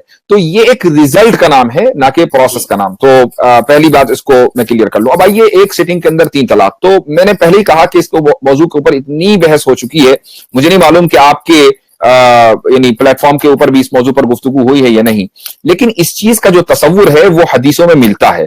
मैंने आपको पहले ही कहा कि जो इस्लामिक लॉ है या इस्लामिक शरिया है, उसकी कुरान करीम सिर्फ उसका बुनियाद नहीं है, बल्कि हदीसें भी उसकी बुनियाद है। और हदीस में आप सल्लल्लाहु अलैहि वसल्लम की ऐसी बहुत सी हदीस हैं जिसके अंदर ये बात मिलती है कि 3 तलाक़ें आप सल्लल्लाहु अलैहि वसल्लम के जमाने में दी गई। आप अलैहिस्सलातु वस्सलाम बहुत सख्त नाराज हुए और कहा कि कुरान अल्लाह की किताब से मजाक उड़ाया जा रहा है और मैं भी जिंदा हूं। और लेकिन आपने उन 3 तलाकों को नलिफाई नहीं किया। आपने ये नहीं कहा कि नहीं 3 तलाक हुई नहीं, यानी आपकी नाराजगी इस बात की दलील है कि वो 3 तलाक हो गई। अगर वो ना होती तो नाराज होने की जरूरत ही नहीं थी। तो इस तरीके की और भी अहादीस हैं कि जिससे पता चलता है कि 3 तलाक एक सिटिंग में 3 ही मानी जाती हैं। और रसूलुल्लाह इस बात से नाराज थे, उन्होंने इसको नलिफाई नहीं किया, वहां तक तो सही है, लेकिन दीन क्योंकि मुकम्मल हो चुका है और दीन इसकी इजाजत नहीं देता है, तो एक बात में आप रसूलुल्लाह की जिंदगी की मिसाल, जैसे मसलन मैं आपको बताता हूं, जैसे हम जो है मुसाफा करते हैं, हाथ मिलाते हैं, हैंडशेक करते हैं, तो मैं जो समझा, and please correct me if I am wrong, कि कुरान पाक जो है वो आपको हैंडशेक करने के लिए आपको कहीं पे भी ये नहीं कहती कि आप हैंडशेक ना करें। अच्छा, अब क्या है कि रसूलुल्लाह अपनी जिंदगी में انہوں نے ان کی زندگی جو ہے ہم سب کے لیے مثال ہے, نہ صرف مسلمانوں کے لیے بلکہ غیر مسلمانوں کے لیے بھی. اور وہ جس طرح کے شخص تھے, ان کو نہیں, ان کی پرسنل چوائس تھی کہ وہ کسی سے ہاتھ ملائیں تو ملائیں, نہ ملائیں تو نہ ملائیں, اور وہ عورتوں سے ہاتھ ملانا پسند نہیں کرتے تھے, تو یہ ان کی پرسنل چوائس تھی. اب ہم یہ مان لیں اس کو کہ نہیں جی, اور اس کے اوپر ہم ایک حدیث لکھ دیں کہ کیونکہ رسول اللہ جو ہے وہ عورتوں سے ہاتھ نہیں ملاتے تھے, اس لیے جو ہے اسلام کے اندر عورتیں کسی غیر مرد سے یا کسی بھی مرد سے ہاتھ ملانا جو ہے وہ حرام ہے یا وہ جائز نہیں ہے. تو یہ مجھے ایسا لگتا ہے کہ اتنا بڑا کانٹرڈکشن ہے جب قرآن مکمل ہو چکی ہے اور وہ اس کے اندر خود رسول اللہ بھی اس کے اندر جا کے اور کوئی ہیرا پھیری, کوئی انٹرفیرنس نہیں کر سکتے ہیں, اس میں کوئی تبدیلی نہیں وہ لے کے آ سکتے ہیں. ان کو جو باتیں بتائی گئیں وہ ویسے کی ویسے ہو بہو ویسے نازل ہو گئیں. اس میں پھر آگے چل کے اور ہم جو آج جو ریکنسائل کرنے کی کوشش کر رہے ہیں, میری نظر میں وہ کہیں نہ کہیں پر غلط ہے. نہیں دیکھیے, ایسا ہے کہ جو آیت میں نے شروع میں پڑھی تھی کہ جو آپ جس کا بھی آپ بھی بار بار حوالہ دے رہے ہیں کہ دین مکمل ہو گیا, تو دین سے مراد یہاں پر یہ نہیں ہے کہ قرآن مکمل ہو گیا, بلکہ دین سے پورا دین مراد ہے کہ جس میں قرآن بھی اور حدیث بھی ہیں, یعنی آپ صلی اللہ علیہ وسلم کا جو عمل ہے وہ بھی ہے. اور پھر اسی قرآن میں اللہ نے یہ بھی حکم دیا ہے مسلمانوں کو کہ اطیعوا اللہ و اطیعوا الرسول, کہ اللہ کی اطاعت کرو اور رسول کی اطاعت کرو. تو رسول کی اطاعت کیسے ہوگی؟ جب تک کہ ہم رسول کی حدیثوں کو آپ صلی اللہ علیہ وسلم کی ان کو اپنے لیے اسٹینڈرڈ اور اپنے لیے معیار نہ بنا لیں. اگر اللہ کی اطاعت کرنی ہے تو قرآن اس کے لیے کافی ہے, چونکہ وہ تو اللہ کا کلام ہے, رسول کا تو کلام نہیں ہے. آپ نے خود ہی کہا کہ رسول کو اس میں اجازت نہیں ہے کہ انٹرفیئر کریں. ہر رسول کی اطاعت اسی صورت میں ہو سکتی ہے جب رسول کی حدیثوں کو ہم اپنے لیے ایک ایگزامپل بنائیں. تو یہ ہمیں تھوڑا سا فرق سمجھنا ہے کہ ہمارے یہاں جو ہے شریعت کے دو پلرز ہیں, ایک پلر نہیں ہے. ان دو پلرز کے اوپر وہ شریعت قائم ہے. اچھا, دونوں کے درمیان کوئی کانٹرڈکشن نہیں ہے. اگر کہیں کوئی کانٹرڈکشن ہوتا ہے, یہ بھی ایک پرنسپل ہے شریعت کا کہ اگر کسی حدیث اور کسی آیت کے درمیان ایسا کانٹرڈکشن ہے کہ جس کو ریزالو نہیں کیا جا سکتا ہے, تو اس حدیث کو فیبریکیٹڈ سمجھا جائے گا. یعنی یہ مانا جائے گا کہ اس حدیث کو فیبریکیٹ کر کے آپ صلی اللہ علیہ وسلم کی طرف منسوب کر دیا گیا ہے, وہ آپ صلی اللہ علیہ وسلم کا قول نہیں ہے, چونکہ ایسا ناممکن ہے کہ آپ صلی اللہ علیہ وسلم کوئی ایسی بات کہیں اور وہ قرآن کے خلاف ہو. جی, اسی میں میرا اگلا سوال چلیں اسی میں جوڑ لیتے ہیں. تو پھر الگ الگ لوگ الگ الگ کتابیں کیوں مانتے ہیں, جیسے بخاری ہے, مسلم ہے, ابو داؤد ہے اور ترمذی ہے وغیرہ وغیرہ؟ یہ ساری کتابیں ایک ہیں, اور یعنی ان سب کتابوں میں احادیث ہی موجود ہیں, اور کوئی بھی ایسا فرقہ کم سے کم نہیں ہے جو یہ کہے کہ نہیں میں بخاری کو مانتا ہوں, دوسرا یہ کہے کہ میں مسلم کو مانتا ہوں, تیسرا یہ کہے کہ میں ابو داؤد کو مانتا ہوں. یہ جو آپ نے کتابوں کے نام لیے ہیں, یہ تقریباً ٹوٹل 6 کتابیں ہیں کہ جن کو میجر کلیکشنز آف حدیث کہا جاتا ہے. اس میں بخاری ہے, مسلم ہے, ترمذی ہے, ابن ماجہ ہے, نسائی ہے, تو ابو داؤد ہے. یہ 6 میجر کلیکشنز ہیں. تو چونکہ یہ موسٹ کامن کلیکشنز ہیں, اس لیے یہ بہت زیادہ مشہور ہیں. اس کا مطلب یہ نہیں ہے کہ صرف 6 ہی کلیکشنز ہیں, اور بھی ہیں. بالکل, ان کی تعداد 600 بھی ہے, 600 ہو سکتی ہے, بلکہ یعنی تقریباً 150 کلیکشنز تو میرے ہی پاس ہیں. تو یہ اتنی بڑی تعداد میں کلیکشنز موجود ہیں, اور بہت سی حدیثیں ایسی ہیں کہ مثلا بخاری میں بھی ہیں, وہ ترمذی میں بھی ہیں, وہ ابو داؤد میں بھی ہیں, وہ مسلم میں بھی ہیں. تو ان کتابوں کے اندر آپس میں کوئی کانٹرڈکشن نہیں ہے. صرف یہ ہے کہ کسی کتاب کے اندر حدیثوں کو الگ انداز سے پیش کیا گیا ہے, کسی کو دوسرے انداز سے, کسی ایک ایسپیکٹ کے اوپر توجہ دی گئی ہے, کسی میں دوسرے ایسپیکٹ کے اوپر توجہ دی گئی ہے. صرف اتنا ہی ہے. کوئی یہ نہیں کلیم کرتا کہ یہ میری کتاب ہے, وہ اس کی کتاب ہے. جی, چلیں اس سے آگے بڑھتے ہیں تھوڑا. ایک معاف کریں, ہو سکتا ہے میں غلط ہوں, میری جو ہے میرا جو علم ہے وہ ہو سکتا ہے اس پر پورا نہ ہو. بات چلی ہے بخاری شریف کی, تو بخاری شریف کے اندر ایک حدیث ہے کہ ایک انسان جاتا ہے رسول اللہ صلی اللہ علیہ وسلم کے پاس اور جا کے بولتا ہے کہ کیا میں اپنی بیگم کے ساتھ اینل سیکس کر سکتا ہوں, مطلب پیچھے سے سیکس کر سکتا ہوں؟ تو جواب یہ ہوتا ہے کہ تمہاری کھیتی ہے, جیسے چاہو ویسے جوتو. کیا یہ بات سچ ہے یا پھر ایک افواہ ہے؟ یہ والی جو بات آپ نے آخر میں کہی ہے کہ وہ تمہاری کھیتی ہے, تم جس طریقے سے چاہو, یہ دراصل قرآن کی ایک آیت ہے کہ فاتو حرثکم انا شئتم. اور کھیتی کہہ کر کوئی عورت کی توہین نہیں کی گئی ہے, بلکہ اس کو جو ظاہر ہے کہ جو ہماری جو ہسٹری آف ہیومینٹی ہے اس کے اندر ایک عورت کا ایک کردار متعین ہے کہ اگر ریپروڈکشن ہونا ہے تو وہ عورت ہی کے ذریعے ہونا ہے. تو اس کے اس پوزیشن کو, اور جو ریپروڈکشن ہے وہ عورت کے لیے کوئی عیب کی بات نہیں, بلکہ اس کے لیے فخر کی بات ہے. اس کا ماں بننا اس کے لیے فخر کی بات ہے. تو اس لیے اس کی اس حیثیت اور اس پوزیشن کو اس آیت کے اندر ذکر کیا گیا ہے. لیکن جس حدیث کا آپ حوالہ دے رہے ہیں وہ ابھی میرے علم میں نہیں ہے, ٹو بی آنیسٹ, کہ کوئی شخص آپ صلی اللہ علیہ وسلم کے پاس گیا, اگر وہ حدیث جو اس کے ایکچوئل ورڈنگز ہیں, میں اصل میں ترجمے کے اوپر ریلائی نہیں کرتا اور نہ ہی کسی کو ریلائی کرنا چاہیے, چونکہ ٹرانسلیشن کچھ کا کچھ ہو سکتا ہے, اس لیے جو اگر ایکچوئل ورڈنگ اس حدیث کے ہوتے تو میں ضرور اس کے اوپر کامنٹ کر سکتا تھا. اس پر تھوڑی آپ ریسرچ کیجئے پلیز, آپ اسلامک اسکالر ہیں, اگلی دفعہ جب ہماری ملاقات ہوگی میں آپ سے سوال دوبارہ پوچھوں گا. البتہ میں اتنا ضرور بتا دوں کہ جس کو آپ جس ٹاپک کے اوپر آپ لے کر آ رہے ہیں کہ اینل سیکس, تو اس کی اجازت شریعت میں نہیں ہے. اس لیے میں نے کہا کہ وہ حدیث چونکہ میرے سامنے نہیں ہے, چونکہ جو ہماری جو پاپولر اوپینین ہے فقہا کی, جن کو ہم لیجسلیٹرز کہتے ہیں, ان کی اوپینین یہی ہے کہ جو اینل سیکس ہے وہ جائز نہیں ہے. جو ایک فطری طریقہ ہے وہ اسلام میں جائز ہے. یہ ایک غیر فطری طریقہ ہے, اور آپ اس کو میڈیکلی بھی اگر دیکھیں تو اس کے ہائیجینک نہیں ہے. جی بالکل, اس سے آگے بڑھتے ہیں, سوالات بہت اور بھی ہیں, اس پر آگے کبھی اور پروگرام میں تفصیل سے بات ہو سکتی ہے. میں چاہوں گا تھوڑی بہت ہر کسی موضوع پہ ہو جائے تاکہ بہت سارے جو مسکنسیپشنز ہیں وہ دور ہو جائیں.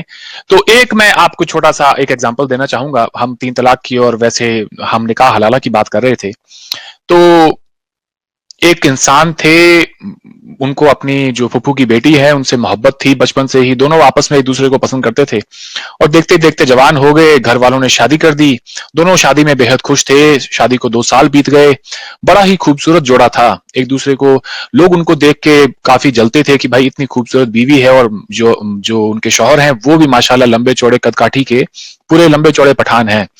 تو کچھ دوستوں کو اس بات سے پریشانی ہوئی کہ یار ان کے رشتے کو کیسے توڑوایا جائے, اور انہوں نے جو ہے ہسبینڈ کے کانا پھوسی کرنی شروع کر دی, اور اس کو بتایا کہ تمہاری بیوی نے یہ غلط کیا ہے وہ غلط کیا ہے. اور دھیرے دھیرے جب آپ ایک ہی بات کو بار بار مارتے رہتے ہیں کسی انسان کے اوپر, تو اس کے دماغ میں اثر کرنا شروع کر دیتی ہے.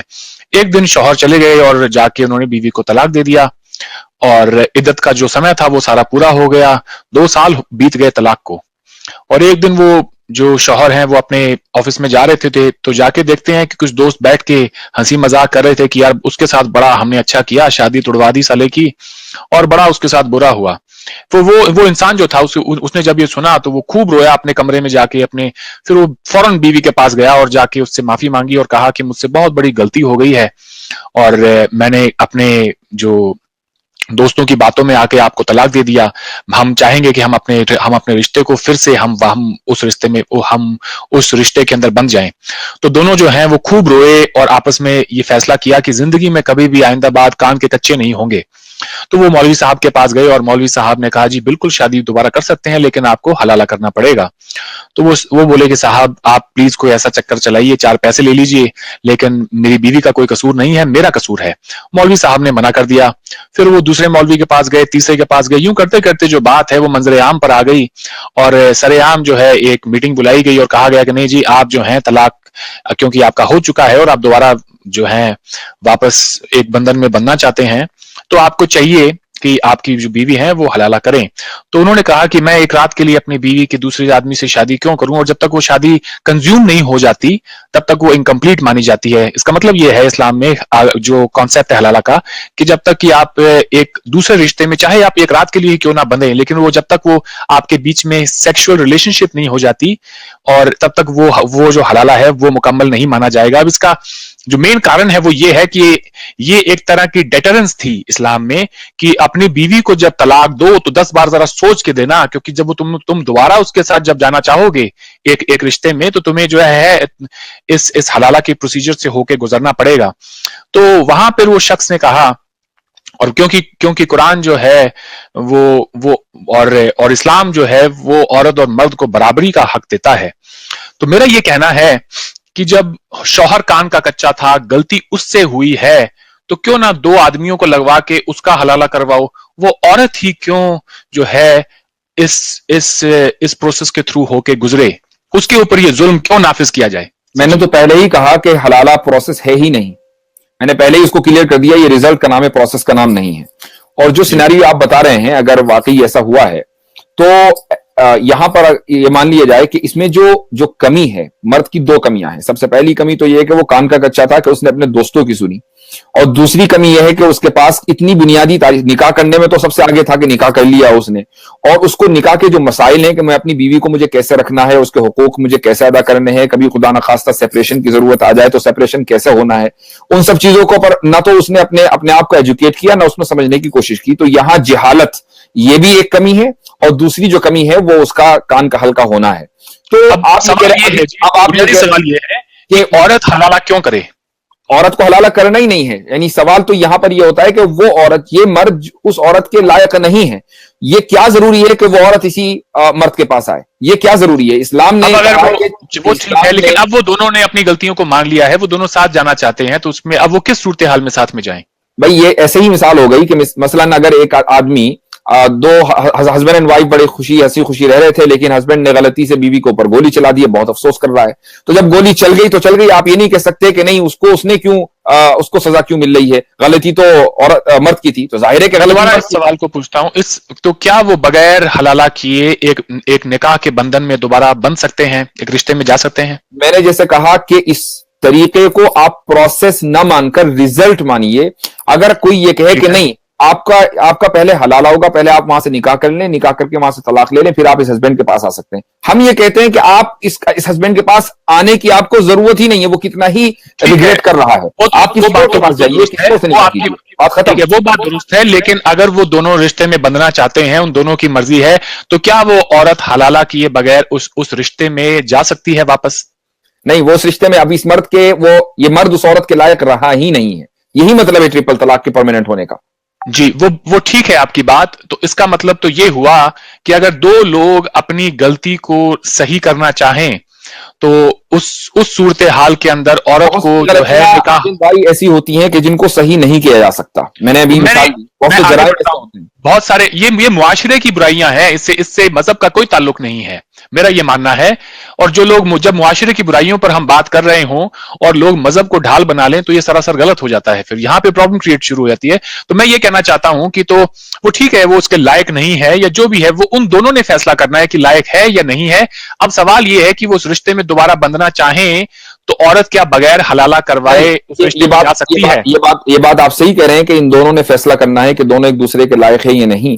लेकिन जब हमने ये बात मान ली कि निकाह और तलाक की कुछ गाइडलाइन शरीयत ने दी हैं, और अगर वो इस्लाम के मुताबिक अपनी जिंदगी गुजारना चाहते हैं, तो जैसे एक इस्लामी तरीके से उन्होंने निकाह किया, कभी एक की तरफ से ऑफर है तो दूसरे की तरफ से एक्सेप्टेंस है, ये एक इस्लाम का तरीका है, दो गवाह भी मौजूद हैं, तो जिस तरीके से वो एक लीगल और इस्लाम के मुताबिक अमल करके निकाह में के बंधन में बंधे हैं, तो तलाक का भी तो वही तरीका होगा जो इस्लाम ने गाइड किया है। तो यानी तलाक में तो हम अपने जज्बात को सामने ले आए और निकाह में हम इस्लाम को सामने ले आए, ये तो हिपोक्रेसी है। तो जब निकाह में इस्लाम की गाइडलाइंस है तो तलाक में भी गाइडलाइंस है, और तलाक में गाइडलाइंस 3 तलाक के बाद अब कोई तरीका नहीं है, हलाला प्रोसेस नहीं है। इत्तेफाक से अगर उसकी कहीं और शादी होती है तो वो वहां से उसको तलाक हो जाती है, और फिर वो इस हस्बैंड के पास, अपने प्रीवियस हस्बैंड के पास आना चाहती है, तो फिर वो निकाह कर सकती है। लेकिन हम इसको राउट नहीं बनाएंगे कि ऐसे आना है।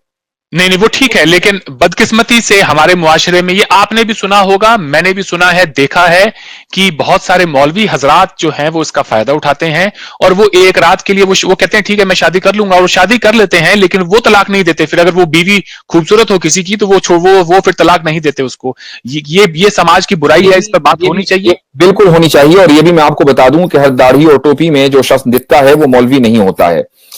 मौलवी का जो डेफिनेशन है ना, वो है मौला वाला, और मौला हम कहते हैं अल्लाह को, अल्लाह वाला। तो मैंने दाढ़ी लगा ली, मैंने टोपी लगा ली, तो इसका मतलब ये नहीं कि मैं एकदम अल्लाह वाला हो गया, बल्कि एक मौलवी एक टाइटल है उस शख्स के लिए कि जिसके पास न सिर्फ ये कि नॉलेज है, बल्कि वो दीन के ऊपर प्रैक्टिस भी करता है। अब एक आदमी के पास नॉलेज है, वो किसी जगह से उसने सर्टिफिकेट ले लिया और प्रैक्टिस के नाम को नहीं है, तो आप उसको खाक कहते नहीं। ऐसे इंसान को कोई हक नहीं बनता कि वो किसी मदारिस में बैठ के और दूसरों को इल्म दे। क्या ये कहना दुरुस्त होगा? इसमें कोई शक नहीं है कि अगर कोई आदमी अपने ही दीन के ऊपर अमल नहीं कर रहा है, तो उसको दीन सिखाने का भी कोई हक नहीं है। ठीक है, अब वो बैक टू निकाह हलाला कॉन्सेप्ट, आखिरी सवाल उससे जुड़ा हुआ ये है, और मैं चाहता हूं इसमें इसकी ज्यादा जो है वजाहत करने की जरूरत नहीं है, आप सीधा सीधा जवाब दें। दो इंसानों से गलती हो गई है, उन्होंने अपनी गलती को तस्लीम कर लिया है, वो एक रिश्ते में वापस बनना चाहते हैं, क्या औरत जो है वो बगैर हलाला कराए उस आदमी से शादी कर सकती है? میں نے کہا کہ وہ اس کے لیے جائز ہی نہیں ہے کہ وہ اس ہسبینڈ کے پاس دوبارہ جائے. وہ ٹھیک ہے, اب ہم نے ان دونوں نے فیصلہ کر لیا ہے, تو کیا اس کا جو پروسیس ہے, اسلام اس کو اپروو نہیں کرے گا, اسلام اس کو اپروو, شریعت اس کو اپروو نہیں کرے گی. لیکن اگر وہ دوسرے, اس کا مطلب تو یہ ہے, چاہے وہ زبردستی کر لیں چاہے کیسے کر لیں, اگر وہ شادی کر لیتی ہے ایک رات کے لیے ہی کر لیتی ہے کسی اور کے ساتھ, اس کے بعد ہی وہ دوبارہ اس شوہر کے پاس لوٹ کے جا سکتی ہے. اس کا مطلب تو میں یہی نکالوں, یہی ہوا پھر اس کا مطلب؟ میں نے جیسے کہا کہ ابھی رزلٹ تو ہر حال میں نکلے گا, آپ اس کو جائز طریقے سے نکالیں کہ ناجائز طریقے سے. تو مثال کے طور پر میں نے کہا کہ اگر کہیں سیٹنگ ہو جاتی ہے, ہسبینڈ یہ کہتا ہے طلاق دینے کے بعد, بھائی فلاں صاحب آپ میری وائف سے جس کو میں نے طلاق دے دی ہے آپ اس سے نکاح کر لیجئے اور ایک رات کے بعد آپ چھوڑ دیں. وہ آدمی تیار ہو گیا اور اس نے ایک رات کے بعد چھوڑ بھی دیا. تو اب یہ رزلٹ تو اپنی جگہ ہے, لیکن یہ ایک حرام طریقے سے رزلٹ ہوا ہے, اور آپ صلی اللہ علیہ وسلم نے اس عمل کے اوپر لعنت بھیجی ہے. تو جو عمل جس پر آپ صلی اللہ علیہ وسلم نے لعنت بھیجی ہو, اپنی بھی لعنت بھیجی ہو اور اللہ کی بھی لعنت بھیجی ہو, اس کو ہم کیسے جائز قرار دے دیں؟ ہم اس کو کیسے کہہ دیں کہ یہ آپ کریں؟ لیکن اگر کوئی اندرونی سیٹنگ کر کے کوئی انسان اگر اس طرح سے کر لے, تو وہ اس کو مذہب کے جو رہنما, جو ٹھیکیدار جو آج بنے پھرتے ہیں, وہ کہتے ہیں ہاں جی اب یہ جائز ہے. تو یہ کیا یہ غلط نہیں ہے؟ نہیں, دیکھیے دو چیزوں کو ہم مکس اپ نہ کریں. اسی لیے میں نے آپ کو دو ٹرمز بار بار میں یوز کر رہا ہوں, پروسیس اور ریزلٹ. پروسیس حرام ہے. کوئی بھی چیز اگر مان لیجیے پروسیس انلیگل ہو, تو یہ ضروری نہیں کہ ریزلٹ جو ہے وہ نہ نکلے, ریزلٹ تو پھر بھی نکل جاتا ہے. جی, تو کہنے کا مطلب یہ ہے کہ جو حلالہ کا پروسیس ہے وہ غلط ہو سکتا ہے, لیکن اگر ریزلٹ صحیح ہے تو ہم اس کو صحیح مان لیں گے. بالکل, یہ بھی ایک شریعت کا حکم ہے. ٹھیک ہے, تو اس کا مطلب یہ ہے کہ اچھا یا برا چاہے کسی کو لگے تو لگے, لیکن دین کسی کے لیے بدلا نہیں جا سکتا. پروسیس میں کمی ہو سکتی ہے, ریزلٹ میں کمی نہیں ہے, اور ریزلٹ یہی ہے اگر آپ نے واپس جڑنا ہے تو عورت کے اوپر ہی یہ بھی بتا دوں آپ کو کہ بہت پلیز میں اپنی بات مکمل کر لوں کہ عورت کو ہی جو ہے اس میں حلالہ کروا کے آگے جانا پڑے گا. میری نظر میں یہ تھوڑا سا انصاف نہیں کرتا. خیر, لاسٹ پوائنٹ میں آپ کو بتا دوں کہ آپ صلی اللہ علیہ وسلم کی وفات کے بعد جب خلفائے راشدین کا دور آیا ہے, تو اس میں کچھ ایسے لوگوں نے یہ حرکتیں جب کرنی شروع کی, تو اس زمانے میں باقاعدہ ان کے اوپر سزائیں نافذ کی جاتی تھیں, ان کو سزا دی جاتی تھی کہ تم نے یہ حرکت کیسے کی. تو یہ چیز موجود ہے. تو اس لیے ہم یہ مان کر چلیں کہ یہ عمل بالکل گناہ ہے, باعث لعنت ہے, ایک پنشبل کرائم ہے اسلام میں حلالہ کرانا. لیکن اگر کسی کا ہو گیا تو ظاہر ہے کہ وہ اپنے شوہر کے لیے حلال ہو جائے گی, لیکن اس کو آپ انکریج نہیں کر سکتے, اس کو پروموٹ نہیں کر سکتے, اس کے تعلق سے اس کو جائز نہیں ٹھہرا سکتے. اگر آپ جائز ٹھہرائیں گے تو آپ بھی لعنت کے مستحق ہیں. بے شک, یقیناً. لیکن اگر دو لوگ اپنی مرضی سے واپس ایک رشتے میں جانا چاہیں تو شاید ان کے لیے اس سے اچھا اور کوئی آلٹرنیٹو نہیں ہے. پروسیس شاید غلط ہو, لیکن ریزلٹ یہی ہوگا اینڈ میں. جی, آپ نے جیسے میں آپ ہی کی بات بتا رہا ہوں کہ پروسیس شاید صحیح نہ ہو, لیکن ریزلٹ اینڈ میں وہی نکلے گا جو شریعت کے حساب سے ہے, اور وہ واپس ایک دوسرے کے ساتھ جا سکتے ہیں. لیکن اس چاہے تو یہ پروسیس دیکھ لیں چاہے ریزلٹ دیکھ لیں, دونوں ہی صورتحال میں جناب عورت کو سفر کرنا پڑتا ہے. میرے پاس سوال اور بہت سارے ہیں. اس کی وجہ ہے نا اروند بھائی, ایک منٹ, اس موضوع کو تشنا نہ چھوڑیں. اس کی وجہ ہے نا کہ اگر ایک آدمی یہ کہے کہ نہیں میں گولی تو ماروں گا لیکن میں چاہوں گا کہ وہ عورت نہ مرے, تو یہ کیسے ناممکن ہے؟ گولی لگے گی بھی اور عورت مرے گی. یہ جو انالوجی ہے میرے خیال سے تو جو 3 طلاق ہیں, جب 3 طلاق دی جائے گی تو وہ 3 طلاق واقع بھی ہوں گی. 3 ہو اور 1 ہو, تو یہ کرسچینٹی میں تو پاسبل ہے. چلیے ہم let's not deviate from the topic. میرے خیال سے آپ نے جواب دے دیا ہے اس کا کہ پروسیس میں کمی ہو سکتی ہے, لیکن ریزلٹ یہی ہے کہ آپ کو اگر آپ نے ساتھ میں ہونا ہے واپس, تو یہ ریزلٹ اس کا اگر آپ مکمل کر لیتے ہیں, تو اگر آپ ایک رات کے لیے چاہے شادی کیوں نہ ہو, اگر وہ ان کی مرضی سے ہو, کسی کے بولنے سے چاہے نہ ہو, وہ ان کو پتا ہے کہ ٹھیک ہے جی, ان کے من کے اندر کسی نے یہ جا کے نہیں دیکھا, لیکن 2 لوگ اپنی مرضی سے کہتے ہیں بھائی یہ کام کرنا پڑے گا, تم عورت ایک ساتھ کے لیے شادی کر لو اور اگلے دن تم واپس شادی کر لینا, تو وہ ریزلٹ میں بھی دونوں صورتحال میں عورت سفر کرتی ہے. میرا اگلا سوال آپ سے یہ ہے, ایک لاسٹ پوائنٹ میں ایک اور ایڈ کر دوں کہ اس میں کوئی اختلاف نہیں ہے, یہ پوری امت جو ہے, جتنے بھی سیکٹ ہیں, سب اس بارے میں متفق. بالکل, میں اس میں پہلے بول چکا ہوں جب میں نے شروعات میں بات کی تھی. اب چلیں آگے بڑھتے ہیں, سوال بہت زیادہ ہیں جی, اور میرے پاس کیا میں جو چاہوں گا آپ سے پوچھنا, ایک نان مسلم جو لڑکی ہے وہ اگر کسی مسلم سے شادی کرنا چاہے تو اس کے بارے میں بتائیں پلیز.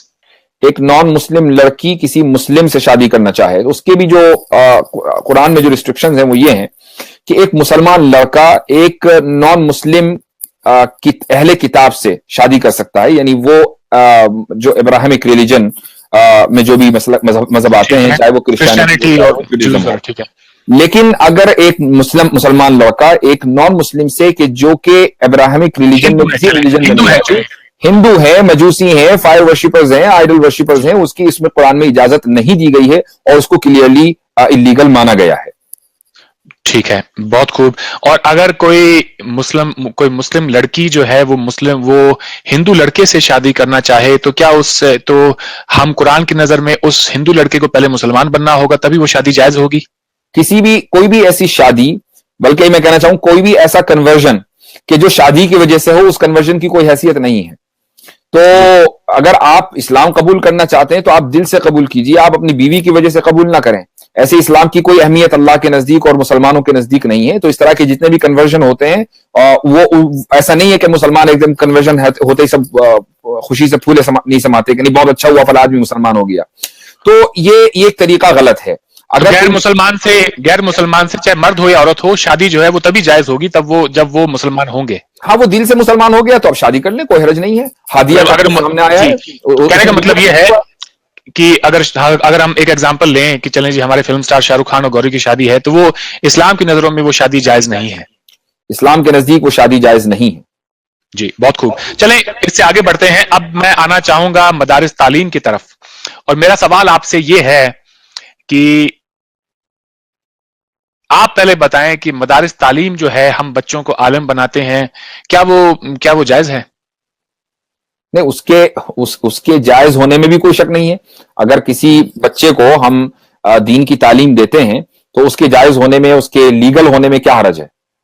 ٹھیک ہے. ایک 5-7 سال کے بچے کے اوپر آپ جو ہے اس کو مدرسے کی تعلیم دینا شروع کر دیتے ہیں، کیا آپ کو لگتا ہے کہ وہ بالکل صحیح ہے؟ وہ 5-7 سال کے بچے کو آپ جو ہے قرآن پاک اس کو حافظ قرآن بنائیں. 5-7 سال کا بچہ اگر اسکول میں جا کر رائمز یاد کر سکتا ہے تو وہ قرآن کریم کیوں نہیں یاد کر سکتا؟ جی ٹھیک ہے، آپ کی بات بالکل صحیح ہے. اگر میں یہ کہوں ڈاکٹر صاحب، مفتی صاحب سوری، کہ ہم 5-7 سال کے بچے کو ہی تیاری شروع کر دیتے ہیں کہ میں نے اس کو ڈاکٹر بنانا ہے یا انجینئر بنانا ہے، کیا وہ جائز ہوگا؟ نہیں، ایک والدین اپنے بچوں کے لیے خواہش رکھتے ہیں کہ ہم اپنے بچوں کو بڑے ہو کر یہ دیکھنا چاہتے ہیں. اس خواہش کی حد تک تو کوئی حرج نہیں ہے، لیکن جب ہم اپنے آئیڈیاز ان کے اوپر انفورس کرتے ہیں تو یہاں پر پھر بات آ جاتی ہے کریش آف انٹرسٹ کی اور جو جنریشن گیپ ہے اس کی. آپ نے شاید سمجھا نہیں. سوال یہ ہے کہ جب ایک 5-7 سال کے بچے کو ہم شروعات سے تو ڈاکٹر کی تعلیم دینا شروع نہیں کرتے نا، ایک عمر کے بعد میں وہ ایک جو شروعاتی تعلیم ہوتی ہے وہ ایک براڈ بیسڈ ایجوکیشن ہوتی ہے، اور ہر بچے کا میرا یہ ماننا ہے، ہر بچے کا یہ بنیادی حق ہے کہ 12-13 سال کی عمر تک اس کو ایک براڈ بیسڈ ایجوکیشن دی جائے. وہ اس کا بنیادی حق ہے زندگی میں، اور اس کے بعد میں وہ ڈاکٹر بننا چاہے، وہ کوئی عالم بننا چاہے، وہ کوئی سائنسدان بننا چاہے، وہ جو بھی بننا چاہے وہ ٹھیک ہے. لیکن شروعاتی تعلیم جو ہے وہ براڈ بیسڈ ایجوکیشن ہونی چاہیے، جو تاکہ وہ بڑے ہو کر کم سے کم اس کی ایک ذہنیت ہو. آپ اگر میں یہ کہوں بچے کو 5-7 سال کے بچے کو کہ تو نے ڈاکٹر ہی بننا ہے، آج سے شروع ہو جاؤ، پہلے دن سے ہی تم جو ہے کہ ڈاکٹری ہوتی کیا ہے، میرے خیال سے یہ اس بچے کے بچپن کے ساتھ کھلواڑ ہوگا.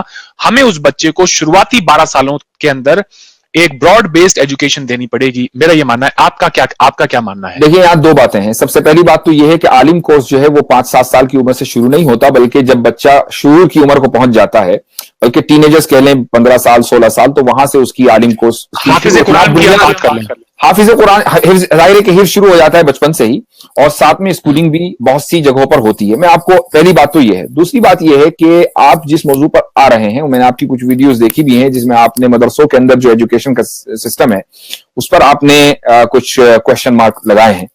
اور یہ جو ریفارم کی بات آپ نے کی ہے، یہ کوئی آپ پہلے شخص نہیں ہیں کہ جنہوں نے اس تعلق سے ریفارم کی بات کی ہے. ریفارم کی بات بہت پہلے سے چل رہی ہے، اور بہت سے مدرسوں نے اس چیز کو اڈاپٹ بھی کیا ہے، اور بہت سے مدرسے شاید کچھ عرصے کے بعد اڈاپٹ کر لیں. میں آپ کو کچھ مثالیں دیتا ہوں. ایک مثال میں امریکہ کی دوں گا، ایک مثال میں آپ کو انڈیا کی دوں گا. انڈیا میں ہمارا ایک مدرسہ چلتا ہے دیوبند میں لڑکیوں کا، جس میں تقریباً 450-500 فیمیل اسٹوڈنٹس ہیں. ہم نے وہاں پر اسکول سسٹم انٹروڈیوس کرایا ہے. پہلی کلاس سے لے کر 12ویں کلاس تک وہ اسکول سسٹم ہے، اور ساتھ میں پھر ان کا عالم کورس بھی ہے. یہ الگ بات ہے کہ ابھی ہم اس میں انگلش میڈیم نہیں انٹروڈیوس کرا پائے، لیکن آہستہ آہستہ ہمارا ارادہ ہے کہ ہم اس کو وہاں تک لے کر جائیں. اب آئیے میں دوسری مثال دیتا ہوں آپ کو امریکہ کی، کہ جس مدرسے سے میں وابستہ ہوں وہاں پر عالم کورس شروع ہی اس وقت ہوتا ہے کہ جب آپ ہائی اسکول اپنا مکمل کر لیں. تو اس کے بغیر ہم عالم کورس میں آپ کو لیتے ہی نہیں ہیں. जब जब एक स्टूडेंट वहां तक पहुंच गया कि उसने अपना हाई स्कूल कर लिया है, और by the way high school यहाँ पर 12th कहा जाता है, तो आपने जब 12th कर ली अपनी, अब आपके सामने दुनिया के दरवाजे खुले हुए हैं, आप इधर चले जाएं, उधर चले जाएं, इंजीनियर बन जाए और डॉक्टर बन जाएं, और आप ये चूज करें कि नहीं मैं आलिम बनूंगा, देन मोस्ट वेलकम, आप आलिम बनिए। और वही बात मैंने कही कि एक शुरुआती तालीम जो है वो एक ब्रॉड बेस्ड एजुकेशन हो, और उसके बाद में आपको जो मर्जी बनाना है वो बनाएं। तो छोटे छोटे बच्चों को हाफिज कुरान बनाना, क्या ये सही है?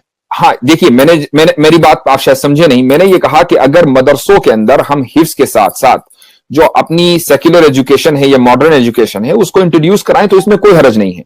लेकिन अगर हम ये कहें, लेकिन बच्चे के ऊपर इतना लोड डालना कि आप कुरान को याद भी करें। जनाब, हमारे मुल्क में तो जिन स्कूलों में सिर्फ सेक्युलर और मॉडर्न एजुकेशन हो रही है, वहां इतना लोड है कि सारी दुनिया सोच रही है कि भाई आपके बच्चे पढ़ते कैसे हैं इंडिया में। आप अगर उसी इंडियन एजुकेशन सिस्टम को आप वेस्टर्न एजुकेशन सिस्टम से कंपेयर करें, आप अमेरिका में आ जाए, न्यूजीलैंड चले जाए, आपको खुद पता है कि हमारे यहाँ बच्चों मैंने सवाल उठाया है, ये सवाल मैंने उठाया है। मेरा ये मानना है, मैं आपको जल्दी से बता दूं कि एक धीरू भाई अंबानी, मैं आपको एक प्रैक्टिकल मिसाल देता हूं, क्योंकि बहुत से लोग जो है इस सिस्टम से वाकिफ नहीं है, इसलिए बहुत जज्बाती भी हो जाते हैं। और आपके बारे में भी मैं ये कहूंगा, चूंकि आप उस सिस्टम का हिस्सा नहीं है, आपने उस सिस्टम को शायद क्लोजली देखा नहीं है। हमने जो तजुर्बा अमेरिका में किया है, मैं उसको बता दूं, और उस तजुर्बे को शायद हिंदुस्तान में आगे लोग लेकर चलें। हमारे यहां जो है अमेरिका की जो एजुकेशन सिस्टम है, बल्कि सारी दुनिया में, उसमें इंग्लिश, मैथ, साइंस, ये तीन बुनियादी चीजें मॉडर्न एजुकेशन में। हम इंग्लिश, मैथ, साइंस, इन तीन चीजों को पढ़ाते हैं, और तकरीबन 4 घंटे हमने उसके लिए रखे हुए हैं। एक पीरियड जो है शायद 35-40 मिनट्स का है, और इसी तरीके से 4 से 5 घंटे हमारे यहाँ हिफ्ज के हैं। बीच में ब्रेक्स आते हैं, बीच में लंच आवर है, जिम आवर है। तो इस तरीके से एक स्टूडेंट का सुबह 8 बजे से लेकर शाम के 8 बजे तक के टाइम पूरा सेट है। उसको इतने बजे हिफ्ज करना है, इतने बजे स्कूल करना है। वो दोनों चीजों के अंदर कामयाब होता है। हमारे मदरसे से बहुत से बच्चे ऐसे हैं जो स्कूल और हाफिज बनकर उसके बाद यूनिवर्सिटियों में गए हैं। इस वक्त एक स्टूडेंट पीएचडी कर रहा है, 4 स्टूडेंट डॉक्टर्स बन चुके हैं उस मदरसे से निकले हुए। वो मैं आपकी बात से सहमत हूं। मैंने कहीं पर भी इसमें, अगर आप ये कहें, हमारे बीच में इख्तलाफ बिल्कुल नहीं है। मेरा सिर्फ एक छोटा सा पॉइंट है जी, और वो ये है कि English medium school, Hindi medium school, मदरसा और दून स्कूल, धीरू भाई अंबानी इंटरनेशनल स्कूल, ये मुल्क जब आजाद हुआ तो हमने इसको कहा कि हमने एक सेकुलर एजुकेशन सिस्टम यहां बनाना है, मुल्क को भी सेकुलर बनाना है। तो मैं तो उन स्कूलों पर भी सवाल उठाता हूं जो आरएसएस के द्वारा संचालित हैं। मसलन सरस्वती शिशु मंदिर, आप उस सरस्वती शिशु मंदिर में अगर सरस्वती वंदना करवाएंगे सुबह सुबह, तो वो दूसरे जो बच्चे हैं जो गैर मजहब के हैं, जो हिंदू नहीं है, वो उनके साथ भी एक तरह का आप इनजस्टिस कर रहे हैं। तो मेरा ये मानना है, अगर हमने एक मुल्क बनना है तो उसके लिए बहुत जरूरी है कि हमारी एक सोच हो, और हमारी एक सोच तब डेवलप होगी जब हम एक साथ स्कूलों में पढ़ेंगे, हमारा तालीमी निजाम एक होगा। और मेरा यह मानना है कि ये सारे स्कूल जो हैं, प्राइवेट स्कूल्स बाहर के मुल्कों में भी होते हैं, इंडिया में भी हैं, लेकिन यहां पे पब्लिक स्कूल और प्राइवेट स्कूल का जो फर्क है वो कोई बता नहीं सकता। हमारे यहां पे आप शक्ल देख के बता देते हैं कि यार इसको कुछ नहीं पता। तो मेरा यह मानना है कि हम एक मुल्क बनने चले हैं, एक कौमी रियासत है, नेशन स्टेट है हिंदुस्तान, उसके अंदर बहुत जरूरी है कि अमीर गरीब का जो फर्क है इसको कम किया जाए। और ये कम तभी होगा जब स्कूलिंग जो है वो स्टेट के हाथ में हो, और स्टेट सभी को बराबर की नजर से देखे, वो ये फर्क ना देखे कि अमीर है गरीब है और कोई प्राइवेट एजुकेशन। हिंदुस्तान आज हम बंट रहे हैं। तो एक बात मैं छोटा सा एग्जांपल देना चाहूंगा इसका, कि एक बच्चा मदरसे से पढ़ा हुआ है, एक इंग्लिश मीडियम स्कूल से, एक हिंदी मीडियम स्कूल से, पंजाबी फलाना फलाना बोर्ड से, ऐसे 10 बच्चों को आप इकट्ठा कर लें, कमरे में डाल दें, वो तो एक दूसरे के साथ, आपको लगता है उनके बीच में किसी बात को लेके और सहमति बन पाएगी? मुझे लगता है वो तो बाल नोच डालेंगे एक दूसरे के।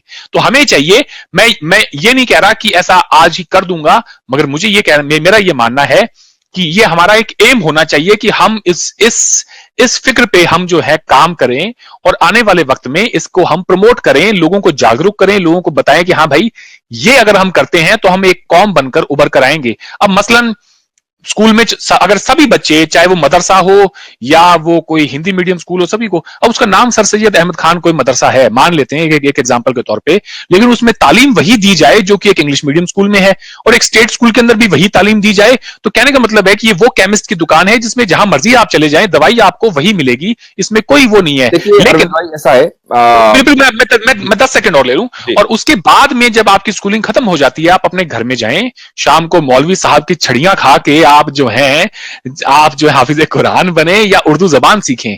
मैं चाहता हूं कि मुझे कोई मौलवी मिले जो छड़ियां वड़ियां मार के मुझे उर्दू जबान को लिखना पढ़ना सिखा दे।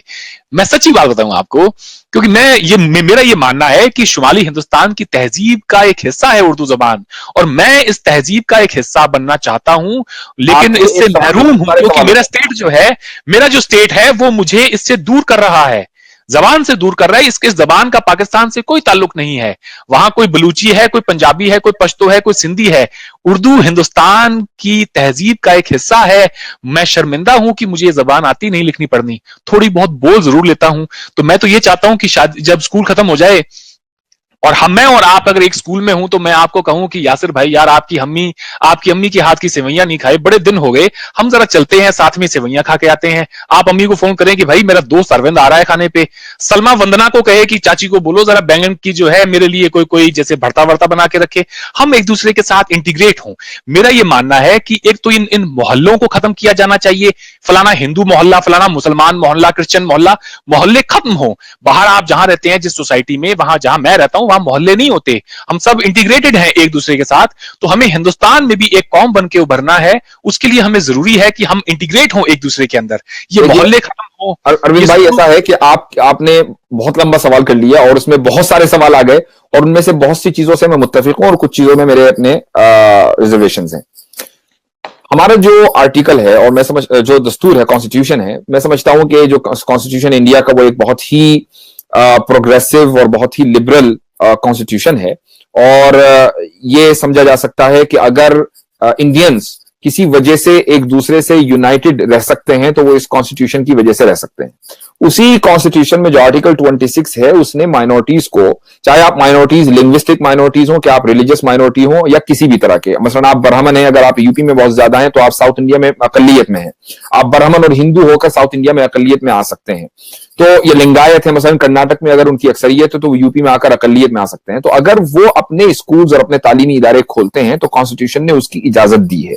आर्टिकल 30 ने भी ये इजाजत दी है, बिल्कुल। इसमें कोई बुराई नहीं है। देखिए, आपने शायद सुना नहीं, मैं संविधान के साथ बिल्कुल छेड़छाड़ी भी करने का मेरा कोई इरादा नहीं है। एक प्रॉब्लम ये हो जाती है कि इसी के अंदर अगर आप आर्टिकल 28 को अगर आप लें तो आर्टिकल 28 ये भी तो कहता है ना कि स्टेट ऐसे स्कूल को फंडिंग बिल्कुल नहीं देगा जो अपनी रिलीजियस इंस्ट्रक्शंस को वहां पे पढ़ाते हैं। स्टेट ऐसा नहीं देगा स्टेट को ऐसे स्कूल्स को फंडिंग बिल्कुल नहीं करनी चाहिए कि जहां पर किसी खास मजहब को प्रमोट किया जा रहा हो। यही वजह है कि हमारे जो उलमा की जो अक्सरियत है वो इस बात को रिजेक्ट करती आ रही है कि भाई हमें गवर्नमेंट की तरफ से बहुत सी मरतबा मदरसों के लिए डोनेशन की ऑफर होती है, भाई हम आपको इतने लाख रुपए दे देंगे, इतने करोड़ रुपए दे देंगे। हम उसको कबूल नहीं करते चूंकि हम स्टेट के ऊपर बर्डन नहीं बनना चाहते। अगर एक मुस्लिम अपने इदारों को स्टेट ऐसी ऑफर भी देता है तो वो कानून के हिसाब से, इस देश के आईन के हिसाब से बहुत गलत है। खैर, जो मदरसा तालीम है उसके अंदर 4 ऐसी चीजें हैं जो पढ़ाई जाती हैं। कोई अगर ये कहे कि ये चीजें जो है ये हमारी जो मजहबी फिक्र है ये उसका एक हिस्सा है, और कोई अगर ये कहे कि ये चीजें नहीं पढ़ाई जाती तो वो सरासर गलत होगा। या तो वो बिल्कुल साफ साफ उनको जो पढ़ाई जाती है, या फिर जो हमारे मजहब के जो प्रीचर्स हैं वो डायरेक्ट या इनडायरेक्ट तरीके से, या तो बिल्कुल सीधा सीधा या फिर बैकडोर से वो उनको सिखाते जरूर हैं। लेकिन ये सिखाते हैं वो 4 चीजें क्या हैं वो मैं आपको बताता हूं। और मुझे लगता है किसी भी मुल्क के लिए ये बहुत ही डेंजरस चीजें हैं अगर ये चीजें, कोई ऐसा मदरसा नहीं है इस पूरे बड़े सगीर के अंदर, एक ऐसा मदरसा नहीं है जो ये चीजें डायरेक्टली या इनडायरेक्टली सिखाता ना हो। अब वो 4 चीजें क्या है मैं आपको बताना चाहूंगा, मैं इसको पढ़ना चाहूंगा जनाब। एक तो पहला तो ये है कि दुनिया में कहीं भी शिर्क होगा या कुफ्र होगा, कोई भी शख्स इस्लाम छोड़ देगा, उसकी सजा मौत है। और हम मुसलमानों को यह हक है कि हम इस सजा को नाफिज करें। नंबर 1। नंबर 2, ये हर मदरसा पढ़ाता है किसी ना किसी एंगल से, दोबारा डायरेक्टली या इनडायरेक्टली। अगर कोई इस्लाम छोड़कर, मैं दोबारा बताता हूं, ये 4 जो मजहबी जो फिक्र है, ये 4 जो हमारे मदरसों में सिखाए जाते हैं, डायरेक्टली या इनडायरेक्टली सिखाता हर कोई है। अब कोई इसको नकार नहीं सकता, मैं इस बात का सबूत भी दे सकता हूं कल को। पहली चीज ये है कि दुनिया में कहीं भी शिर्क होगा या कुफ्र होगा या कोई शख्स इस्लाम को छोड़ के जाएगा तो उसकी सजा मौत है। اور ہمیں یہ حق ہے مسلمانوں کو کہ ہم یہ سزا اس پر نافذ کریں. نمبر 1. نمبر 2, دنیا میں غیر مسلم لوگ جو ہیں وہ صرف محکوم ہونے کے لیے پیدا ہوئے ہیں. مسلمان کے سوا کسی کو دنیا پر حکومت کرنے کا حق نہیں ہے. غیر مسلم کی ہر حکومت ناجائز ہے. جب تک یہ ایسا ہوگا تب تک جب جو ہے ہمارے پاس جب بھی ہم پاور میں ہوں گے, جب بھی ہمارے پاس یہ دم ہوگا, ہم اس حکومت کو الٹ دیں گے. نمبر 2.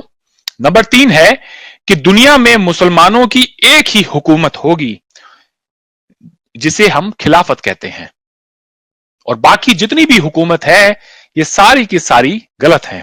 چوتھا پوائنٹ ہے نیشن سٹیٹ, جس کو کہا جاتا ہے قومی ریاست, جو کہ ہندوستان بھی ہے, امریکہ بھی ہے, بہت سارے ہیں. نیشن سٹیٹ کا جو کانسیپٹ ہے یہ حال ہی کی جو ہماری پچھلی جو صدی بیتی ہے اسی کا کانسیپٹ ہے.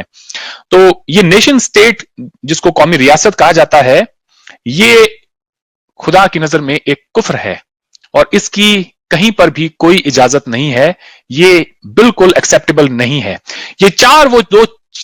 یہ وہ چیزیں ہیں جس کو کوئی مسلمان اگر یہ کہہ دے کہ یہ ہم نہیں پڑھاتے ہمارے مدارس میں ڈائریکٹلی یا انڈائریکٹلی, تو میرے خیال سے بہت بڑا جھوٹ ہوگا. اور جس ملک کے اندر, جس مدرسے کے اندر یہ چیزیں پڑھائی جائیں, آپ اندازہ لگا لیں اگر یہ چیزیں میں پڑھانے لگ جاؤں کسی کو تو وہ کیا ہوگا. سب سے پہلے بریک ڈاؤن کی طرف جائیں گے, ہم بریک ڈاؤن کی طرف جائیں گے. اور یہ وہ 4 چیزیں ہیں, میں تصدیق کر سکتا ہوں اس بات کی کہ ہر مدرسہ اس برے صغیر کے اندر ان 4 چیزوں کو پڑھاتا ہے. میں اسی پر آ رہا ہوں کہ آپ جو بار بار یہ کہہ رہے ہیں کہ میرے پاس اگر کوئی یہ کہے گا کہ نہیں پڑھاتا تو وہ جھوٹا ہے, تو میں یہ چاہوں گا کہ ہم اس پر بعد میں آئیں کہ ان جو 4 پوائنٹس آپ نے کہاں سے لیے ہیں, کیا ان کا مقصد ہے. پہلے آپ اس کو ثابت کریں کہ یہ ہر مدرسے میں پڑھائی جاتا ہے اس انداز میں, جس انداز میں آپ نے کہا ہے. بالکل ثابت کر دوں گا جی. اس کا جو ہے ہمارا شو مکمل جب ہو جائے گا تو اس کا ثبوت میں دے دوں گا. ٹھیک ہے, دیٹس فائن. اب ویڈیو کی شکل ایک ویڈیو کی شکل میں دے دوں گا, لیکن یہ 4 چیزیں ہیں. آپ اپنے اس دعوے کے حساب سے کہ برے صغیر ہر مدرسے میں ایک کاؤنٹر نیریٹو, بالکل مجھے لگتا ہے کہ یہ جو ہر مدرسے میں. اب آئیے میں اپنی بات مکمل کر لوں. اب آئیے, مجھے ایسا لگتا ہے کہ اس کا میں تھوڑا حل بھی بتا دوں. مجھے ایسا لگتا ہے کہ یہ 4 چیزیں جب تک آپ پڑھائیں گے مدرسوں کے اندر تب تک شاید ہم ایک ملک کبھی نہیں بن پائیں گے. یہ بات تو ہم بعد میں کریں گے روین بھائی, یہ بات ہم بعد میں کریں گے کہ جب کاؤنٹر نیریٹو, مسلمانوں کو اس کا کاؤنٹر نیریٹو تیار کرنے کی ضرورت ہے, جو مجھے لگتا ہے آج ہمارے ملک میں مسلمان کر نہیں رہے ہیں. یہ جو آپ بات کر رہے ہیں یہ اس وقت ہے جب یہ ثابت ہو جائے کہ انڈیا اور پاکستان بنگلہ دیش کے ہر مدرسے میں یہ 4 پوائنٹس پڑھائے جاتے ہیں, تب ہم یہ بات کریں گے کہ ہم اس کا کاؤنٹر نیریٹو آنا چاہیے یا نہیں, یہ نیشن کو ختم کرنے والی چیز ہے یا نہیں. پہلے تو یہ سمجھیں کہ یہ پوائنٹس ہیں بھی کہ نہیں, ان کی کیا حیثیت ہے. ٹھیک ہے, تو جو ہم نے مدرسہ سیکھا, اور میں آپ کو پہلے ہی بتا دوں کہ جو آج کا جو شو شروع ہوا تھا اس میں آپ نے جو سب سے پہلا سوال کیا تھا وہ سمجھ لیجئے کہ آپ نے مجھے انڈر اوتھ کر دیا تھا کہ جو بات کہی جائے گی وہ سچ کہی جائے گی, جو بات کہی جائے گی وہ حق کہی جائے گی. اسی کو سامنے رکھتے ہوئے جو ہے میں انڈر اوتھ ہوں اس وقت, اور وہ بات میں کہہ رہا ہوں. اگر میں انڈر اوتھ آپ کو لیتا تو بھی آپ نے کہنی تھی کیونکہ آپ مسلمان ہیں جناب. تو نہیں, اب تو جیسے آپ نے جو ہے عدالت جو میری لگائی ہے اس میں کم سے کم یہ ہے کہ اس عدالت کے کچھ پروٹوکولز ہوتے ہیں. تو سب سے پہلی جو بات ہے کہ ایک آدمی اگر اپوسٹیٹ ہو جاتا ہے یا وہ شرک اور کفر کی جو سزا ہے وہ آپ نے کہا کہ اس کی سزا قتل ہے, اور مسلمانوں کو یہ حق ہے کہ وہ اس سزا کو نافذ کریں. یہ چیز جو ہے میں آپ کو پہلے ہی بتا دوں کہ جو اپوسٹیسی ہے وہ الگ ہے اور شرک اور کفر الگ ہے. کفر اور شرک کی یہ سزا کوئی بھی سزا نہیں جاتا ہے, کوئی بھی سزا نہیں. کفر اور شرک کی کوئی بھی سزا نہیں ہے, اس لیے کہ بہت سے جو غیر مسلم تھے وہ مدینے کی ریاست میں جو آپ صلی اللہ علیہ وسلم جس کے ہیڈ آف دا اسٹیٹ تھے وہاں رہتے تھے, اور ان کے اوپر محض اس لیے کوئی سزا نہیں دی گئی کہ آپ ہمارے دین کو نہیں مانتے. تو جب ہماری سیرت کے اندر اور آپ صلی اللہ علیہ وسلم کی زندگی کے اندر یہ بات ملتی ہے تو ہم یہ کیسے کہہ دیں کہ نہیں کافر کی یہ سزا ہے. تو پہلی بات تو میں یہ کلیئر کر دوں. رہی بات اپوسٹیسی کی, کہ اپوسٹیسی اگر کوئی آدمی ایک مسلم اسٹیٹ, ایک اسلامک اسٹیٹ میں ہے, نہ کہ مسلم اسٹیٹ, ایک اسلامی اسٹیٹ میں ہے, اور اسلامی اسٹیٹ نے یہ لا پاس کیا ہوا ہے کہ آپ یعنی دین کو ایک مرتبہ قبول کر کے, اسلام کو ایک مرتبہ قبول کر کے اسلام کو چھوڑ نہیں سکتے, تو اب یہ لا آف دا لینڈ بن گیا. ٹھیک ہے, اب اگر کوئی آدمی اس لا کو وائلیٹ کرے گا تو وہ اسٹیٹ کا حق ہے, یہ انڈیویجولز کا رائٹ نہیں ہے. آپ اسی وجہ سے یہ لا اس وقت پوری دنیا کے کسی بھی ملک میں نافذ نہیں ہے. اور ایسا کیا آپ کو لگتا ہے کہ مسلمان جو ہے غیر مسلم نہیں بنتے؟ بہت سے مسلمان. سوال یہ ہے मैं सवाल बात ये है पूरी कि कर लूं। ये कानून है या नहीं, सवाल ये है कि मदरसे में ये पढ़ाया जाता है, सवाल सिर्फ ये इतना है। नहीं, जो मैं आपको बता रहा हूं वही मदरसे में मैंने सीखा है कि ये सजा स्टेट का हक है, ये मुसलमानों का इंडिविजुअल राइट नहीं है। और लेकिन उस उन्होंने ले लिया है, और उन्होंने उस ले लिया है उसको। जिन्होंने लिया है वो गलत लिया है, जिन्होंने लिया है वो गलत लिया है। और मैं आपको बता दूं कि इस कानून के ऊपर अभी कुछ साल पहले आईसिस ने अमल करना शुरू किया था। मेरी वीडियो आईसिस के खिलाफ अभी भी यूट्यूब के ऊपर मौजूद है, जो 4 साल पहले मैंने इलाहाबाद में एक स्पीच दी थी। और हम जैसे बहुत से लोगों ने आईसिस के इस नजरिए को रिफ्यूट किया है कि ये आपका हक नहीं है। ठीक है, हमने मदरसों से सीखा है, ऐसा नहीं है कि हमें कहीं और से, हम यूनिवर्सिटी में चले गए वहां से हमने ये बात सीखी है। तो इंडिविजुअल्स का राइट नहीं है। पॉइंट नंबर आपका वन ये है। पॉइंट नंबर 2 के गैर मुस्लिम महकूम होने के लिए आए हैं और हुकूमत करने का हक सिर्फ मुसलमानों का है। अगर ऐसा होता तो आप सल्लल्लाहु अलैहि वसल्लम 13 साल मक्का में रहे हैं, तो आप पहले ही साल मक्का छोड़कर चले जाते और ये कहते कि भाई मुझे तो अपनी हुकूमत बनानी है। जब 13 साल की मेहनत करने के बाद आपने गिव अप कर दिया कि अब ये लोग सुधरने वाले नहीं हैं, और यहां तक कि उन लोगों ने आप सल्लल्लाहु अलैहि वसल्लम के असैसिनेशन की प्लॉटिंग कर ली, तो आप सल्लल्लाहु अलैहि वसल्लम को हिजरत करनी पड़ी और उसके बाद आपने अपना स्टेट कायम किया। तो और वो स्टेट भी कंसेंसस से कायम हुआ, ऐसा नहीं कि जाकर जबरदस्ती कायम हो गया था। वहां के माइनॉरिटी और मेजोरिटी दोनों ने आपको जो है अप्रूवल दिया कि आप हेड ऑफ द स्टेट हैं। तो तो इसलिए जब सीरत के अंदर एक जो जिंदगी का वसल्लम की का जो पहला बाब है, जो पहला चैप्टर है, वो यहीं से शुरू होता है कि वो गैर मुस्लिमों के साथ रह रहे। तो हम ये कैसे मान लें कि मुसलमान सिर्फ हाकिम हुकूमत करने के लिए आए हैं और गैर मुस्लिम हाकिम होने के लिए? मैं एक कुरान की नजर में शायद आप बिल्कुल सही हैं, लेकिन ये मदारिस में पढ़ाया जाता है। सवाल ये है, ये अगर मदारिस में ये पढ़ाया जाता होता तो मैं वो बात कर रहा होता जो मैंने पढ़ी है। और इस वक्त जो आप कह रहे हैं, मैं जो आपसे बात कह रहा हूं वो है जो मैंने पढ़ी है। इसका मतलब ये हुआ कि आपकी मालूमात के अंदर कहीं ना कहीं कोई नक्स है, या आप ये कह लीजिए कि गलत इंफॉर्मेशन डायरेक्टली नहीं पढ़ाता तो इनडायरेक्टली पढ़ा देता है। अब यही तो मैं कह रहा हूं कि मैंने आपसे ये पूछा कि आप उसको साबित कर दें, और मुझे नहीं पता कि आप उसको साबित कैसे करेंगे। फिलहाल तो मैं अपनी बात ये वाजे कर रहा हूं कि मदरसों में इस तरह की कोई एजुकेशन नहीं होती। हाँ, मैं सारे मदरसों की जिम्मेदारी नहीं लेता। मैं ये नहीं कहता कि दुनिया का हर मदरसा दूध का धुला है। बहुत सी जगहों पर मदरसे की पॉलिसी कुछ होती है और उस्ताद जो है क्लास के अंदर कुछ और पढ़ा रहा होता है। और ये हर जगह के एजुकेशन सिस्टम में आप केमिस्ट्री के टीचर को ये नहीं कह सकते कि आप वही पढ़ाना है जो किताब में लिखा हुआ है। तो लेकिन जो अक्सर मदरसे हैं और खुसूसन इंडिया में हैं, उन लोगों को इस बात का अच्छी तरीके से रियलाइजेशन है कि हम एक नेशन स्टेट में रहते हैं, हम एक जमहूरी मुल्क में हैं, हमारे जमहूरी राइट्स हैं और हमारी अपनी रिस्पॉन्सिबिलिटीज हैं, और हम रिस्पॉन्सिबिलिटी से हटकर नहीं जा सकते। आपका ये पॉइंट नंबर 2 था। और पॉइंट नंबर शायद 3 था। या पॉइंट नंबर जो 4 है वो ये है कि नेशन स्टेट खुदा की नजर में कुफर है। अब अगर आपने ये मान लिया कि नेशन स्टेट का वजूद 70 साल से हुआ है, जब या उससे कुछ पहले से, जब लीग ऑफ नेशंस बना और उसके बाद यूनाइटेड नेशंस, उससे पहले तो नेशन स्टेट था ही नहीं, तो कुफर तो वो चीज होगी ना कि जो आप सल्लल्लाहु के जमाने से है या उस जमाने से है, जो कुरान करीम जिस वक्त नाजिल हो रहा था, तो उसी को तो कहा जाएगा कि हाँ ये काम मत करना। तो जो चीज आज से 1400 साल के बाद हो रही है और उसका इस्लाम से और शरीयत से कोई कॉन्ट्रडिक्शन नहीं है, तो आप उसको कुफर कैसे कह सकते हैं? तो मैंने तो कम से कम मैंने कम से कम ये मैं आपको बता दूं, मैंने कम से कम मदरसे में ये पढ़ा है। और हमारे यहाँ जो फतावा के जो कलेक्शंस हैं उसमें भी ये बात लिखी हुई है कि अगर आप नेशन ऑफ स्टेट में रहते हैं, एक ऐसे सेक्युलर नेशन स्टेट में कि जहां पर डेमोक्रेसी है और जहां पर वोटिंग राइट्स हैं, तो मुसलमानों के लिए वोट डालना जरूरी है। ये फतवा है मौजूद। तो हम ये कैसे कहते हैं? मैं ये देखें आप, मैं इस पर भी मैं बयान दे सकता हूं, आपको सबूत दे सकता हूं। डॉक्टर इसरार अहमद साहब का भी ये कहना था कि ये जो सेकुलरिज्म है, ये जो डेमोक्रेसी है, जमहूरियत, ये जो नेशन स्टेट का कॉन्सेप्ट है, ये खुदा की नजर में हराम है, ये उनकी नजर में कुफ्र है ये। तो खैर, और इसकी, और ये मैंने जो बात बताई है इसकी मैं इसकी पूरी दलील पेश करूंगा। हमारा शो मैं बता दूं कि आप, मुझे मालूम था कि आप डॉक्टर इसरार को कोट करेंगे। डॉक्टर इसरार साहब जो है वो किसी मदरसे के प्रोडक्ट नहीं है, बल्कि वो एक मेडिकल कॉलेज का प्रोडक्ट है। उन्होंने अपने, हाँ, मेरे नजदीक वो काबिल एहतराम है, मैं उनको बहुत ही ज्यादा नॉलेजेबल मानता हूं और बहुत सी चीजों के अंदर, बल्कि 99% चीजों के अंदर उनसे इत्तेफाक करता हूं। कुछ चीजों के अंदर कुछ चीजों के अंदर उनसे इख्तिलाफ भी है। उन्हीं में से एक चीज ये भी है कि जिसको वो ये कहते हैं कि नेशन स्टेट कुफर है, ये उन चीजों में से है कि जिसमें सारे मदरसे वाले, इंक्लूडिंग इंडियन मदारिस एंड पाकिस्तानी मदारिस, उनसे इख्तिलाफ करते हैं। जी, खैर, मैं इसका बिल्कुल, मैं इसका, अब जो चीज जो आपने कहा कि उस वक्त तक नेशन स्टेट नहीं था 1400 साल पहले, तो वो कैसे कह सकते हैं कि ये कुफ्र है? तो उसका देखने का एक नजरिया ये भी होता है। माफ करें, आपकी आवाज में थोड़ा म्यूट करता हूं एक सेकंड के लिए, मुझे मेरी आवाज दोबारा सुनाई दे रही है ताकि मैं अपनी बात पूरी कर सकूं। तो एक सेकंड आप मुझे दें। तो मैं ये कह रहा हूं कि जो चीज 1400 साल पहले, आपने अभी फरमाया कि 1400 साल पहले नेशन स्टेट का कॉन्सेप्ट नहीं था, तो हम कैसे कह सकते हैं कि ये कुफ्र है?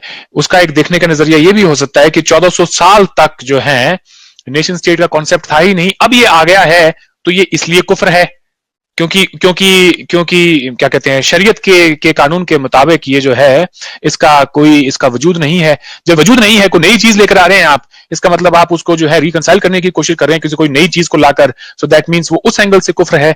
चीजों को देखने के दो पहलू होते हैं जी। उसका एक पहलू ये भी है जो मैंने आपका जवाब दिया, चीज को, हर नई चीज को कुफ्र नहीं कहा जाता। और इस चीज में मैंने आपसे जैसे कहा कि इंडिया, पाकिस्तान और बांग्लादेश, इन तीनों के जो मेजोरिटी ऑफ द मदारिस हैं, उनके स्कॉलर्स ने डॉक्टर इसरार साहब से राइटिंग में बाकायदा पेपर्स दोनों तरफ से छपे हुए हैं, उनसे इस बात पर डिसएग्री किया है। तो जो चीज वेल डॉक्यूमेंटेड है उसको हम कैसे मान लें कि जी ये पढ़ाई जाती है?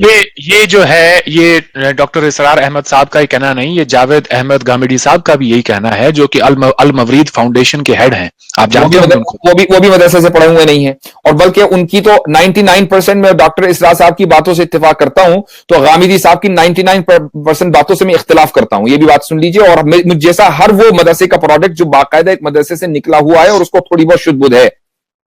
जावेद अहमद जो गामिदी साहब हैं, अगर वो ये फरमाते हैं कि ये चार चीजें होती हैं, मेरे जैसा इंसान और बहुत सारे लाखों, मैं लाखों नहीं, मैं कहूंगा करोड़ों लोग जो हैं वो उनकी बात से मुत्तफिक होते हैं। हमें क्या चाहिए? मैं कोशिश करूंगा, शहजाद सलीम नाम है उनका शायद उनके साथ में उन्हीं की फाउंडेशन के हैं लाहौर में। मैं कोशिश करूंगा कि हमारा हम इस पर एक डिबेट ऑर्गेनाइज करें। ठीक है अरविंद भाई, ऐसा है, मुनासिब किसी भी चीज को अच्छी तरीके से परखने का तरीका यह होता है कि आप फर्स्ट हैंड इंफॉर्मेशन लीजिए। आप सेकंड हैंड इंफॉर्मेशन जब लेंगे तो यकीनन वहां कंफ्यूजन होगा। इस पर डिबेट की जा सकती है। मैं बिल्कुल की जा सकती है। मैं लास्ट पॉइंट ये कह दूं कि जब आप जावेद अहमद गामिदी साहब से, कि जो पहले से प्रिंसिपली बाय प्रिंसिपल वो मदरसों को अपोज करते हैं, जब आप उनसे मदरसों के बारे में सुनेंगे तो वही चीजें निकलेंगी जो आपने कही हैं।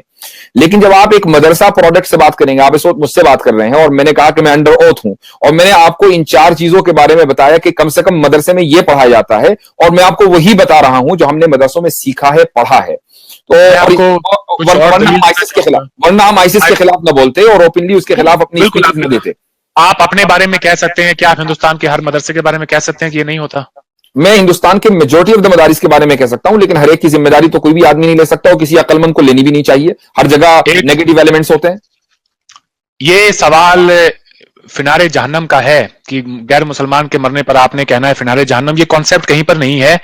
ये हिंदुस्तान, इस बड़े सगीर के अंदर ये कॉन्सेप्ट बच्चों के, 5 साल का बच्चा, मैंने देखा 5-7 साल की उम्र का बच्चा, जब उससे ये पूछा गया, ये बिल्कुल गलत है। मैंने वो वीडियो देखी है जिस वीडियो का आप हवाला दे रहे हैं, और मुझे खुद हैरत हुई उस वीडियो को देखकर कि आखिर ये बच्चों को उस मदरसे या स्कूल में, अगर मुझे नहीं मालूम कि वो मदरसा या स्कूल है, वो कहां से सिखा रहे हैं। जो मसला है, जो शरीयत में सुना है मैंने, हो सकता है गलत भी हो, जो इस बात की मसला जो, ताकि लोगों उससे पहले मैं प्लीज मुझे 10 सेकंड दें।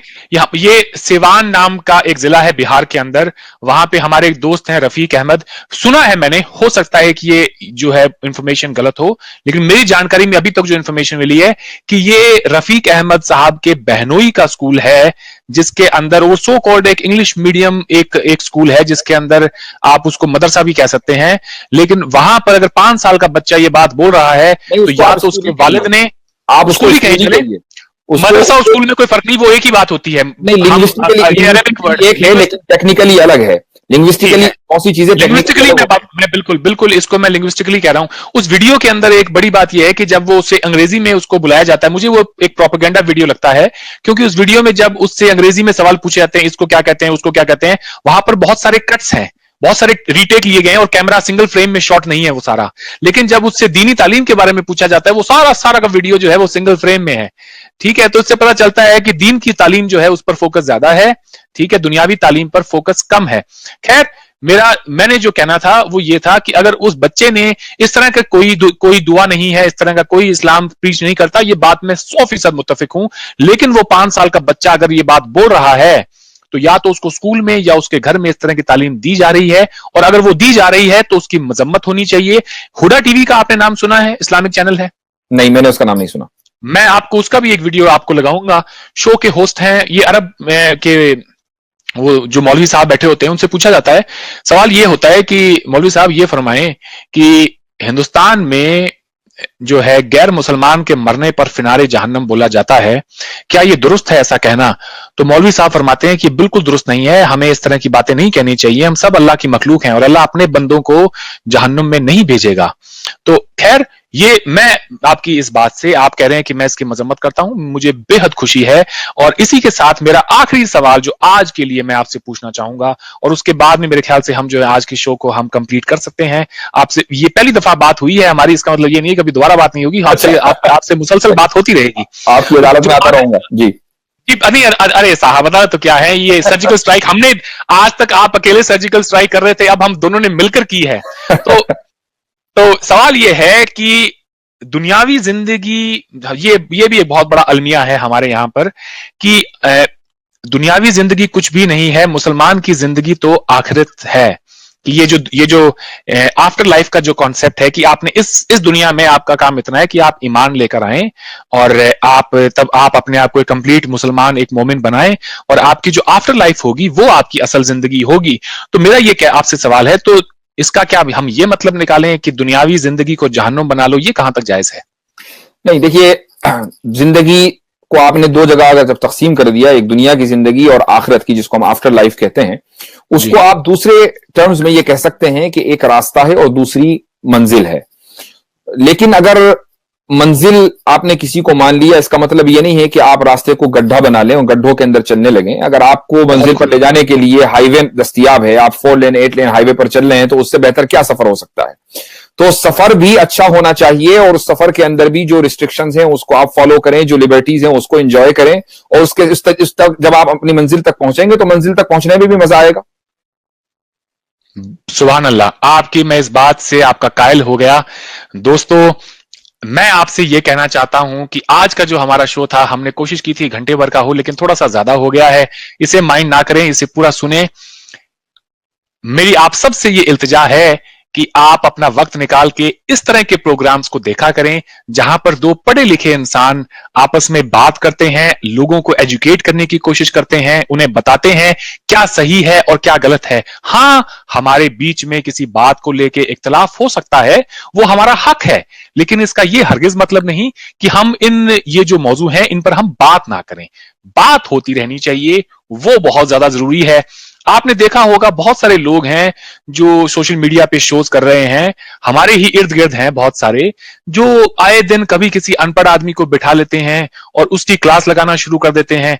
आपका जो मयार है वो इस तरह का होना चाहिए कि आप अपने बराबर के टक्कर के इंसान को किसी को बिठाएं और उससे बात करें, ना कि जो है एक ऐसे इंसान को बिठा लें। अब कल रात ही एक शो में देख रहा था, हमारे एक फाजिल दोस्त हैं, उन्होंने ये कोई बजरंग दल के किसी इंसान को बिठा रखा था और वो उसके ऊपर चिल्ला रहे थे। अगर आपको चाहिए कि आप एक अच्छा क्वालिटी कंटेंट से भरा हुआ प्रोग्राम देखें, तो अच्छा होगा कि अच्छे लोगों से बात करें।